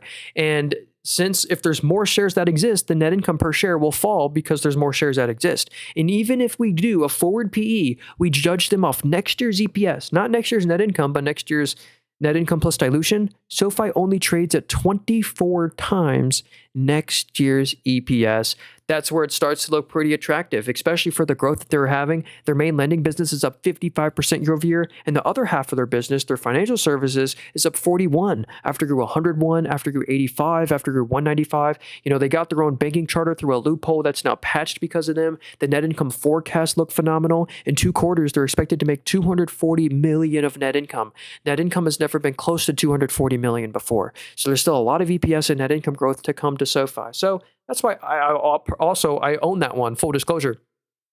I actually regret every share I've ever sold of SoFi, but I have been buying a slight bit more of SoFi. But yeah, I'm up 170%. All right. I was buying more at $15 a share. Dang, SpaceX is down 15.5%. Right now, the market closes in 6 minutes. So have you done the trade desk? Hey, we have not. Wait, can you compare Vistra Energy and CEG? Well, I don't know how to compare them. Actually, here's a cool little feature if you didn't know about. One thing you can do, you can pull up the versus compare. Oh, check that out. So let's see, market cap. We have Vertiv on here, so let me remove that. So this is Vistra Energy versus Constellation Energy. CEG is worth $99 billion market cap. Well, what's the PE ratio difference? So they're both trading at like 20 PE ratio. Let me just go to, I don't know why I'm looking at this. They both have a 0.55% dividend yield, return on equity, return on assets, gross margins, net margins, all that. Pretty interesting. CEG, though, I do like more because this is the purest nuclear play. They own like 36 nuclear reactors. Vistra Energy is the second best nuclear play. They own around 6 or 7 nuclear reactors. I'm pretty sure it's 7. But CEG owns way more nuclear reactors. This is the purest play for nuclear energy. So that's why I like CEG. The forward PE is a 22, so they only trade at 22 times next year's EPS, next year's net income. Here's the EPS forecast. They're supposed to make 250, 350 the quarter after, and they just completed their Calpine acquisition. So honestly, you could play this industry by buying both of these. I like both of these stocks, CEG or Vistra Energy. Vistra Energy does have a slightly cheaper forward PE. So let me do AppLovin right here again. Yeah, hey, burnt chips. Actually, we kind of looked at AppLovin like 20 minutes ago. If you don't mind going back in the stream, or if you wait 5 minutes and ask me again to do AppLovin, and we'll come back to it. So the trade desk right here, this one is an advertising company, specifically a TV advertising company, and they are kind of losing some main customers right now, and they're in a very competitive industry, and they're losing customers to Amazon. So like Netflix, for example, used to use the trade desk to find their advertisers for their new ad tier subscription at the time. Netflix then canceled Netflix canceled the trade desk partnership and actually moved to Amazon. And here's what Morningstar has to say, and this is crazy. And even on this like 80% dip, Morningstar says they're overvalued, intensifying competition from Amazon's demand-side platform and a structural disadvantage in proprietary consumer data require caution. So yeah, Amazon literally, if you look at the third line here, Amazon's demand-side platform literally directly targets the trade desk advertising space on the open internet, and its scale allows it to outcompete in price. So that's kind of the competition issue Trade Desk is experiencing. So if you're scared about that, also just own Amazon. Amazon's such a great company. But yeah, a 16 forward PE, that might mean all the fears might be fully priced in at this point. I mean, it's at a new multi-year low today, only trading at 16 times next year's net income. Yeah, here's the net income forecast. They did slightly miss this quarter, but they're supposed to make 88 mil next quarter, 136 mil the quarter after. Is there a AI recap on this company? Okay, revenue increased 12%, driven by upgrades and new AI tools. Net income declined 21% due to 40 million due to heavy investment. Okay, huh. Anyway, it's an interesting one. I'm kind of just gonna watch it for now. Because I do own Amazon, so I guess I get exposure to that sector via Amazon, but that's like a pure TV advertising play. So here's McDonald's. Someone said, yeah, Norbero, RIP McDonald's stock, just like a couple months ago, they were 340. Now it's 270. And sadly, it's not just a McDonald's problem. It's a whole industry problem. Look at Wendy's. Wendy's is down 10% on the day. Wendy's is lower than their 1997 IPO. It's not just, Wendy's, it's Chipotle. Look at Chipotle from this just 1 year chart. Chipotle's down from 65 to 30. Chipotle's down 50% from 1 year ago. And Wendy's is down like 80% from 1 year ago. But McDonald's from 1 year ago is only down like 25%. I believe out of all the restaurant stocks, McDonald's is the best positioned because of their real estate royalty model. If you didn't know, 80% of the McDonald's stores are franchised. So all these franchises have to pay rent back to the parent company because McDonald's owns the land under them. And they pay a 4 to 5% sales and marketing royalty back to the corporation because all the franchises benefit from the free marketing the corporation does. And they're trading at only a 20.5 forward PE. You get a 2.6% dividend yield, or actually like a 2.7. And I trust them so much that I made them one of my biggest positions. They haven't done too well, but yeah, I do own $5,400 at McDonald's. I am down 4% on the day. Are you buying anything today? Actually, I only thing I bought was Netflix today. Thought I unplugged my mic. Yeah, Netflix. I slightly bought two more shares of them. I might even be looking into buying more McDonald's. Like I really love this company. Is there any specific news? McDonald's franchise report mixed Q2 results as high oil prices pressures low income customer traffic. Yeah. The bag holders are the franchises. The corporation is the best position to be in because they just own the land. So yeah, long-term concerns include the GLP-1 weight loss prescription adoption. Yeah. Anyway, that's McDonald's. I'd like that one out of all the restaurant stocks to buy. Hey, bye-bye SpaceX, biggest trap ever. Yeah, well, normally IPOs do that. There was the low float. Yeah, SpaceX is down 16% on the day. Yeah, basically when they IPO'd, only like 4% of all the shares were available to trade. Very low float. So there were barely any selling on the order book, and there was a ton of demand. Since there were so little shares available, and the lockup, like the people who bought before the IPO can't sell. And since there's such a low float, the order book just gets propped up. So there's no selling. So in 1 year from now, there's going to be 40x more shares. That's why IPOs are always like rally in the first week and then kind of fall after. So let's see. Check VTL. Oh, I see. I just did 50% VOO, 25% DRAM, and DTCR. What is DTCR? Wait, DTCR. Yeah, hey, what's up, Young Mark? Good to see you, man. Yeah, dude, smart putting the backbone of your portfolio in just the S&P 500. Literally, most investors can't beat the S&P 500. Most investors, most retail investors, hedge funds, institutions literally cannot beat the S&P 500's 10% CAGR. So if you can't beat it, own it. Even, not if it outperforms you, but when it outperforms you, you'll feel better. Even if, just keep it as a small position even, but I always recommend just have the S&P 500 as like the backbone of your portfolio. No financial advisor would call you crazy for owning the S&P 500 or something. You call up your financial advisor, hey, I just put half my portfolio in the S&P. He'd probably say, great. That's the best way to beat inflation. Don't mess around with any risky micro cap, small cap, crypto. Buy the asset that historically is the best way to beat inflation and gives you 10% a year. So I typed in VTL there, Anderson. I couldn't find VTL. Maybe there's a different ticker symbol. What app is this? Hey, I'm actually on a brokerage. If you want to get this app, it's actually linked in the description of the YouTube stream, or you can just type into the App Store or Google Moomoo. But if you want to use my affiliate link, it's the first link in the description, in the stream description. So here's Lockheed Martin. This is an aerospace and defense company, and I wonder why they're falling. I wonder if it's because the war fears have de-escalated, like the ceasefire, like a ceasefire, I guess, would not be good for Lockheed Martin.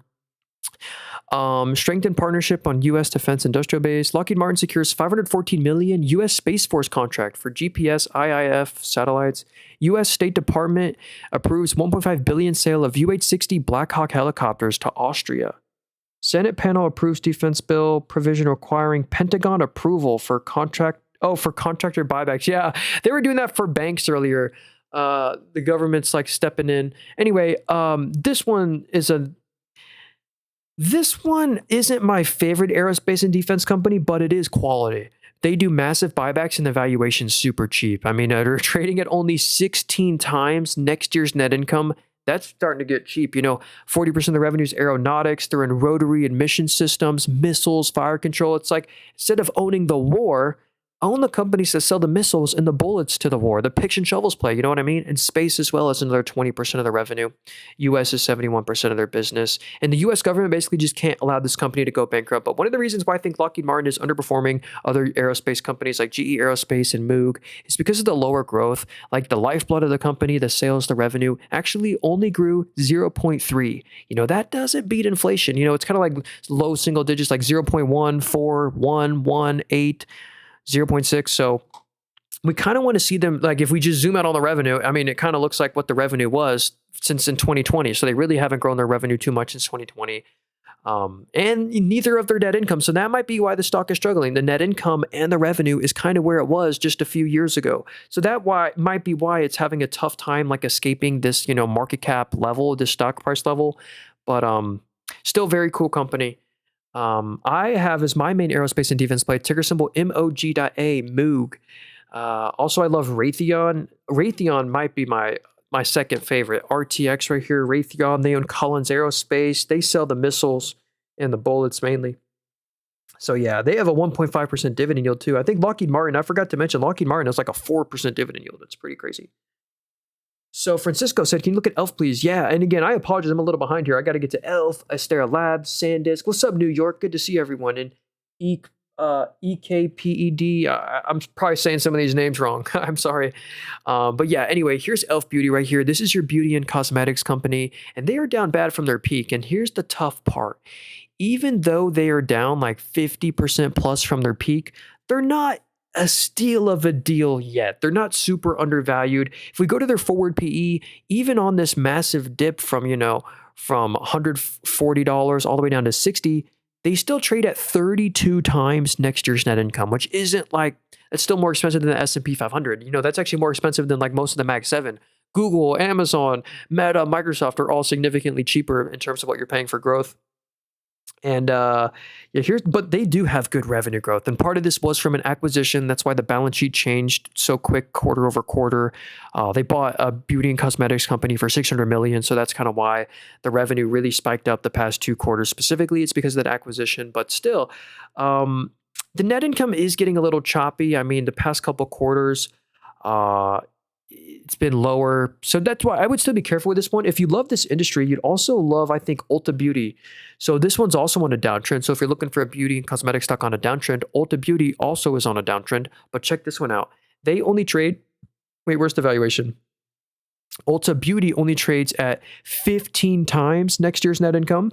Morningstar says they're recently valued. Unmatched product depth, an industry-leading loyalty program with over 46 million members, and strategic store upgrades are expected to sustain long-term growth, balancing the risk of intensifying competition from specialized retailers and e-commerce platforms. And check out the net income they make. So we saw that Elf's Beauty net income was negative this quarter. Well, this company just consistently makes a couple $100 million of after-tax net income a quarter. So that's what's kind of cool about Ulta Beauty. I know you kind of didn't ask for that one, but the 32 forward PE does make ELF still look a slight bit expensive. You know what I mean? So, can you do SanDisk? Do you think SanDisk can run to $3,000 US? So potentially, but and here's why it's tough to be bearish. So SanDisk is at a crazy all-time high today. Even at this all-time high today, SanDisk trades at a forward PE of only a 13, and that doesn't seem like a peak valuation. Maybe it could go up to a 15, 16, 17 before it maxes out. Um, SanDisk completes separation from Western Digital as independent flash memory business. SanDisk discloses patent for 3D stacking architecture bonding processors directly to NAND flash. Looks like they got some patents or stuff. Anyway, this is your RAM, memory, SSD, hard drive shortage play right here. Very similar to Micron. Yeah. SanDisk reaches record high above $2,100 a share on AI storage demand. Sells out 2026 production capacity. Wow. That's ridiculous. Apple CEO says unavoidable price increases across product lineup. So expect your new Apple iPhone Pro, Apple, I think it's at 18 or Apple 18 Pro to cost $1,300. Redonkulous. Hey, what's up, Jeff Mack? Shout out to member Jeff Mack. Actually, let me skip to this stock right here. He says Fox dropped off big after the Roku acquisition news. I honestly would look into Fox. I think this is a synergistic merger. Fox acquiring Roku could honestly be beneficiary to their business. So, and they're down another 4.3% on the day. So let's go analyze them. And look at this valuation. This is also why it's tough to be bearish. They only trade at 7.5 forward PE. It's only 7.5 times next year's net income. I know this one does get a little bit political, like if I don't even like. Well, let me just not say that. So 55% of the revenue is television. Looks like their television revenue did decline 18% year over year. Their cable network program improved 6.4% year over year. Anyway, they print good net income every quarter. Like if we zoom out, it's never negative. It's always like a couple $100 million of net income a quarter, which is good. I think they had a one-time adjustment. Yeah, since they only made $175 million this quarter, that was a total one-time adjustment. The actual operating profit grew by 12%. So that's why you really want to value this one off a forward PE ratio basis. And it's only a 7.5. What does Morningstar say? Did they cover this one? Fox holds very attractive sports rights, and Fox News is the long-running leader in cable news television, giving Fox pricing power, helps offset its decline in pay TV subscribers. Sports and news continue to attract live viewership. Without a subscription streaming service requiring heavy investment, profits from cash cow pay TV business will continue dropping to the bottom line. I guess here's the bears, though. Fox owns little of its own programming. This leaves Fox at the mercy of content owners and competitive landscape, especially when it needs to renew sports rights as with the NFL as soon as 2029. Fox is more dependent on linear TV. Anyway, interesting one there. I actually like the Roku acquisition that they're doing. So I might look into that one more. I don't know. Hey, what's up, Emperor Penguin? Good to see you, bro. He says Salesforce stock. Yeah, how low can they go? A lot of software is getting crushed right now. I didn't even know this until I checked. Did you know Salesforce just bought back like 20% of the entire company? You're not going to believe this, but if you go to the cash flow statement, you can check how much they do in buybacks. On the very top right there, they spent $27 billion of their after-tax net income and cash on their balance sheet solely buying back their own stock. Historically, they only buy back like $3 to $4 billion a quarter. And here's how much $27 billion of the company is. Again, the whole company is worth $122 billion. So if the whole company was worth $270 billion, that would be 10% of the whole company. They bought back 20% of the shares. Here's another way you can tell. Net income grew by 36%. Net income per share grew faster. It grew 52%. How did the net income per share grow faster than the net income by 20%? Well, it's because there's 20% less shares available that exist. It's giving you more earnings per share. That did kind of kick up their leverage, though. Like their liability ratio went from a 47 to a 67, but maybe they see it as the long-term correct move. I think they were a little too aggressive with how much of the shares they bought back at one, like whatever price they bought back those shares at, it's lower today. It's a lower price today. Yeah, if we get another big software sell-off, you would want to be careful. So honestly, but it might be smart to maybe do like a small nibble. OpenAI and Anthropic recruit approximately 100 Salesforce employees for sales and partnership role. Salesforce expands Databricks partnership, launches MuleSoft Agent Scanner. Anyway, I love about Salesforce is their Slack platform. They own Slack, and that's used by like well over half of the S&P 500. Like Amazon uses them for their employees. US is 61% of the revenue. What I've noticed is they've crushed expectations the past 3 quarters in a row. So they're saying AI is going to hurt this company. Well, it's not hurting their current numbers. Ooh, but just look at estimates right here. If we just look at net income estimates, on the very left, it was 1.59. They're projecting the year after the net income to be 1.59. So they're not expecting from the analyst any EPS growth, which is odd. What's the forward PE then on Salesforce? Let's go check it out. So yeah, that is. But notice the analyst forecasts don't matter. The blue line's what they actually report. Notice Salesforce crushes earnings every quarter and beats it by a good chunk. There we go. Sorry, I just realized I disconnected my phone. The PE ratio, it's an 18. Actually, look at this. The forward PE ratio is higher than its current PE ratio, meaning analysts expect net income decline, but I don't know if that's true. Anyway, this one is one of the ones hurt by Claude Code. They're saying AI, I don't know. You want to look more into that. So yeah, Salesforce CEO is creepy. Yeah, yo, I know who you're talking about. Mark Benioff. Yeah, that guy. I've seen one of his interviews. Yeah, yeah. I don't love him as a CEO. Sorry. Please compare VTI and VOO. So yeah, basically the difference between VTI and VOO. The VOO is the S&P 500, so it owns 500 stocks. The VTI, this is the total stock market ETF, but market cap weighted. So it's the largest companies by market cap, which is Nvidia, Apple, Microsoft, Amazon, are the largest holdings. And then the smaller the market cap, the smaller the weighting. Like this ETF right here owns literally all these stocks. It owns even Powell Industries, but it's only like 0.0001% of the ETF. So it just owns literally a little bit of everything. So yeah, it could be maybe a smarter way to play the S&P 500, and historically it does just as good. So whether you own the S&P or the VTI, both are good. Nicolo said AbbVie's up. Yo, I have been shilling this dividend growth stock. People, whenever someone asks me, what's a great stock that has a high, decently high dividend right now, but I don't just want a high dividend. I still want some stock price appreciation. That's where I've been saying AbbVie stock, ABBV. Here, I own this one. I'll share with you my position. I think they were like one of my best performers on the day. Yeah, so AbbVie right here, I'm up 4.2% all time. And right now they have over 3% dividend. So if you buy one share of AbbVie, even close to this all-time high level, you buy one share of AbbVie right now, you're getting 3% of your money back no matter what, just in the form of a dividend. And historically, you don't just get 3% of your money back in a dividend, you get 3 to 4% stock price appreciation on top of the 3% dividend. So on a total return basis, you should get like 7% of your money back a year with AbbVie. And what does AbbVie do? They sell a bunch of different like oncology prescriptions, like Skyrizi right here. So here's where you're going to get the 3 to 4% stock price appreciation from. Their largest prescription is growing very fast. It's up 31% year over year. After grew 70, after grew 47, after grew 44, after grew 63. They are on a streak of growth. Like the growth just does not stop, and not just on their largest prescription, but on their second largest one as well. That's up 23. After grew 57, after grew 59, after grew 47. I mean, just an incredible streak of growth. And I mean, we could go through all these here, but I won't. Like Botox Therapeutics, that just hit $1 billion of revenue for the first time ever, up 16% year over year. It's the highest growth rate on the whole screen, actually. So anyway, that's where I think you're going to get the 3%, 4% stock price appreciation from on top of the dividend. So you have, anyway, AbbVie's cool. And the valuation is fair as well. They trade at a 24 forward PE or 24 times next year's EPS or next year's net income. They had a slight one-time adjustment. That's why it says they're trading at 113. They're not actually, it's at a 24. Anyway, did we get like Morningstar coverage on this stock? No, there's no bull and bear say from Morningstar. Oh, well. AbbVie's cool though.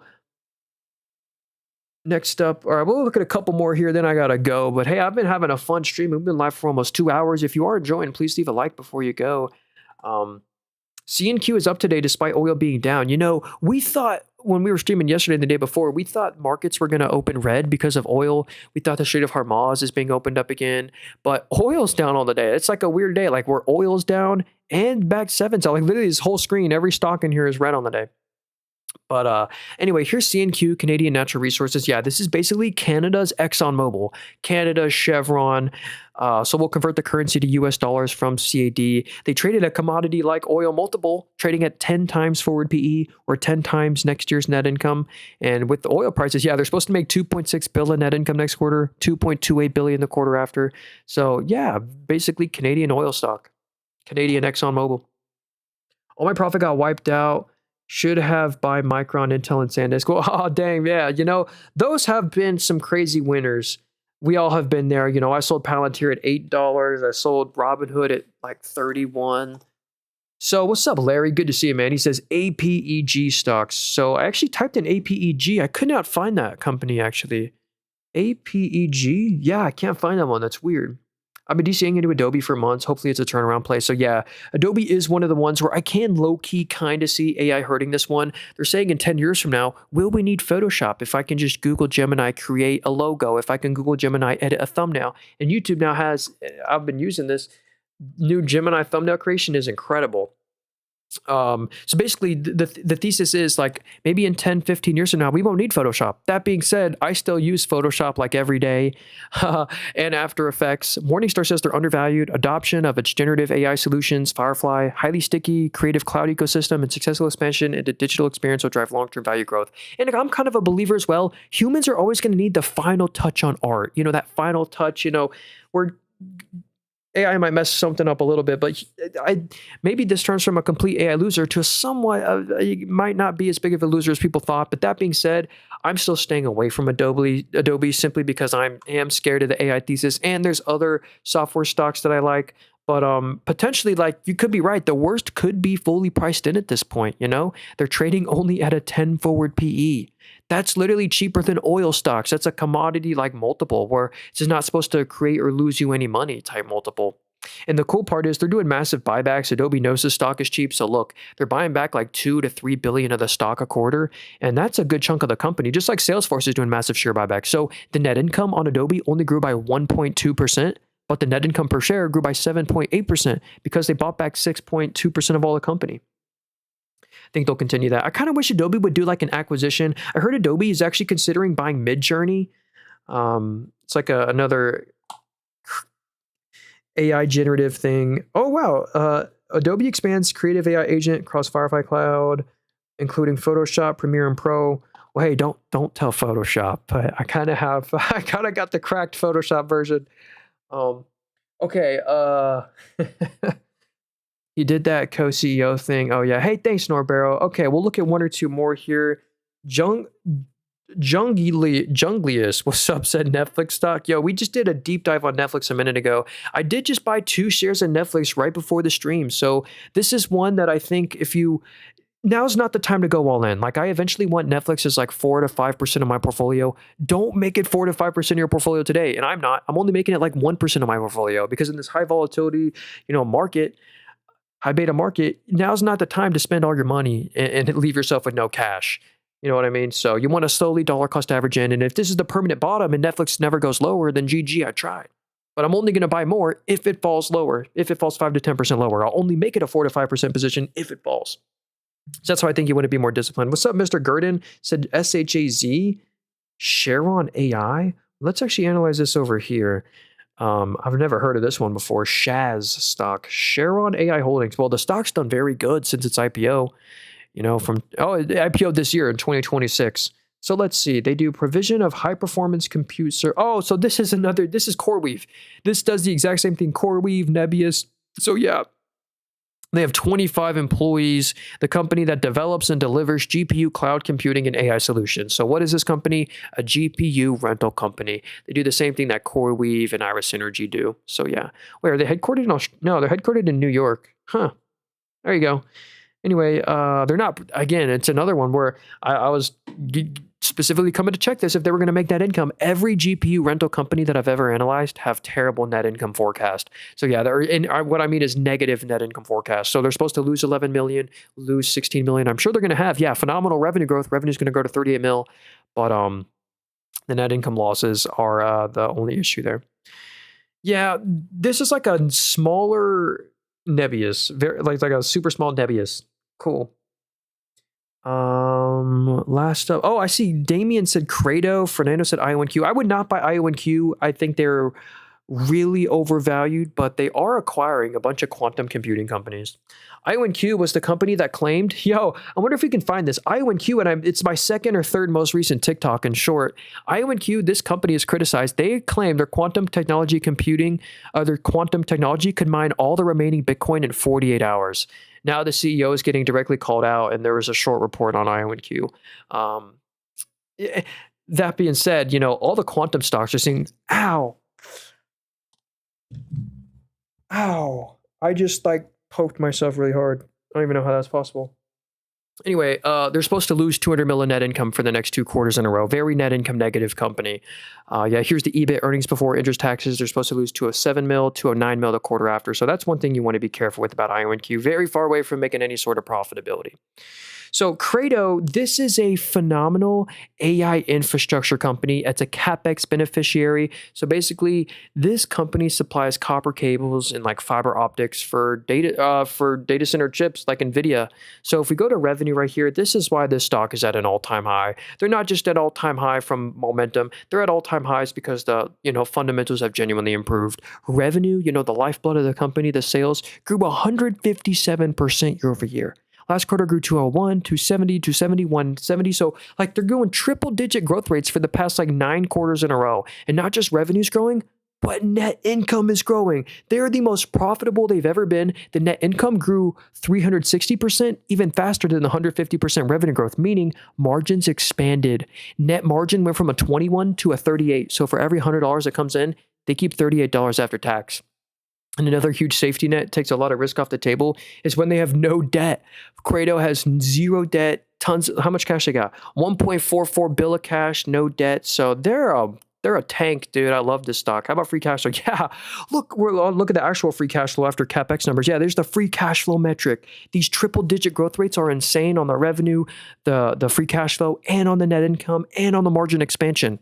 This has the DNA of a multi-bagger and totally deserves to be at an all-time high. They're on my watch list, and I regret not owning them. But my play for that industry is actually Amphenol stock, APH. So since I already own this one, I'm not going to buy an overlapping position. But they're really cool. You think I should go long or swap it? Yeah, I'd kind of swap IO and Q. I would be careful about that one. Can you please list out some ETFs that are done well now?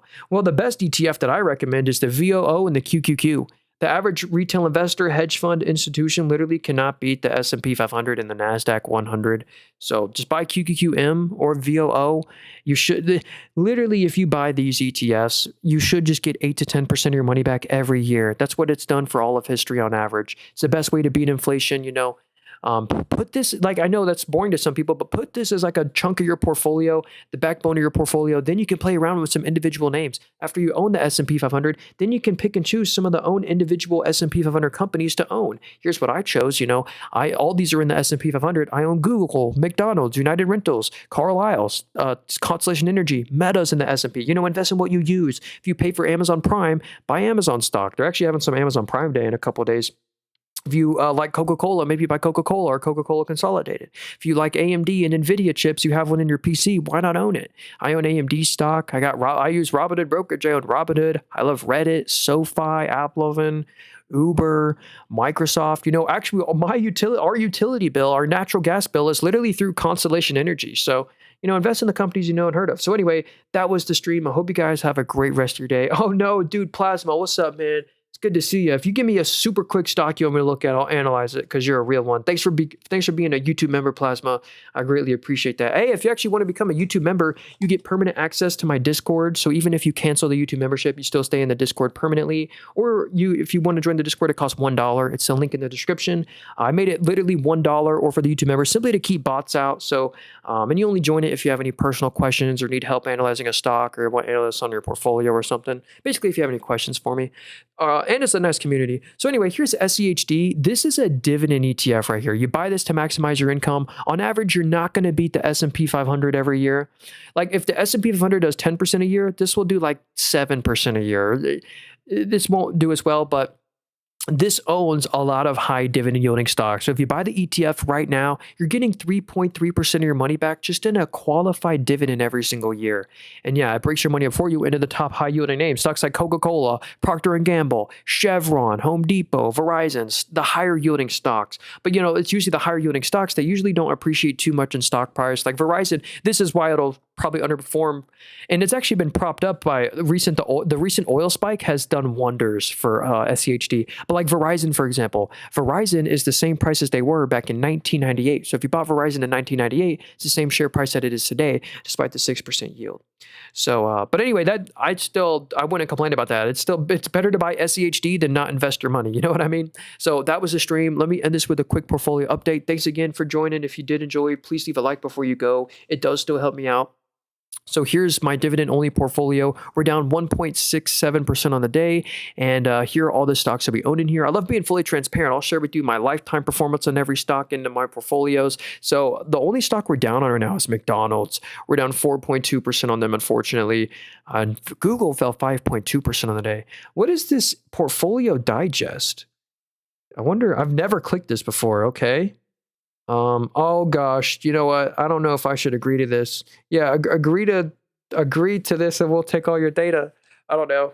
Probably won't, but anyway, here's the Roth IRA. A Roth IRA is just a tax. Oh wait, here's my performance. Yeah, year to date in my main portfolio, we're only up 0.12, and from 1 year ago, we're only up 15%. And if we compare that to the S&P 500, the S&P 500 from 1 year ago exactly is up 25%. So we have kind of underperformed. You know, when you're an individual stock picker, you kind of want to make sure you're outperforming the market.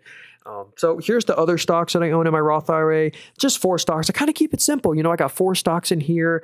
I got like 7 stocks in here. And then this is the portfolio that's led us, when we combine all of our portfolios, we have actually beaten the S&P 500, and it's solely because of this portfolio right here. On year-to-date return money weighted average, we're somehow up 81% or 25 grand. From 1 year ago exactly, we're up 174%, and we're up 174% from 1 year ago because our top holdings are all up more than like 170%. From 1 year ago, Comfort Systems is up like 500%. Is that a new all-time high? Oh my goodness, dude, Comfort Systems is like so close to an all-time high. So yeah, we're up 170% in 1 year because they're up 460% in a year. I bought them almost exactly a year ago. A year and 2 months ago is when I bought Comfort Systems. Our Powell Industry stock is up 1,000%. They're up like 500% the past year. Amazon's been struggling a little bit, but I'm super not worried. It's like they're unpricing in all this cloud new AWS deals that they signed, and they're less than truckload business now. Oh, and their new Amazon Prime Day is expected. Oh, Amazon in talks to sell TPUs directly to external companies, challenging NVIDIA. Like, Amazon is another phenomenal one. If you don't own that one, you can just sleep well at night just buying and holding Amazon. I got Amphenol as well, the copper cable and fiber optic provider. We got Coca-Cola Consolidated. This is the bottler, so not the main mothership Coca-Cola company, but like the bottling company. And we got Moog, the aerospace and defense stock. And lastly, we have our Weeble portfolio. Oh wait, here was our lifetime performance in here. Open profit loss, we're up $36,000 all time since inception in this portfolio. No margin. I've never taken out any margin ever or anything. So here's my Weeble portfolio. We're up 29% all time in this portfolio, or $4,300. A lot of those gains have been led by AMD, Dave, Robinhood, but we do have some big losers in here as well, like Path that we're down on, Futu. Actually, they're having a little bit of a recovery on the day. Sprouts Farmers Market, Progressive Stock, Netflix as well. Netflix, this is actually my most recent purchase. I bought 2 shares of this company today. Guess we'll see what happens. Again, don't make Netflix, if you want it as a 5% of your portfolio, don't make it 5% today. Only like 1%, you know? Wait for that sell-off. Anyway, Aruba, hey, see you later. Hope you guys have a great rest of your day. Thanks again for everyone that showed up on the YouTube and TikTok stream. Hey, if you're still on TikTok, if you want to help me out, the number one way to support me more than a donation is to just follow and subscribe my YouTube channel. My YouTube channel is called Nathan Robert. Just type into YouTube Nathan Robert. You'll see it. You can also like rewind the stream and replay it. But yeah, that's the best way to support me. Thanks again. Have a great rest of your day. Hey, see ya, Norbero, Plasma, Bong, Brian, Anderson, Asur.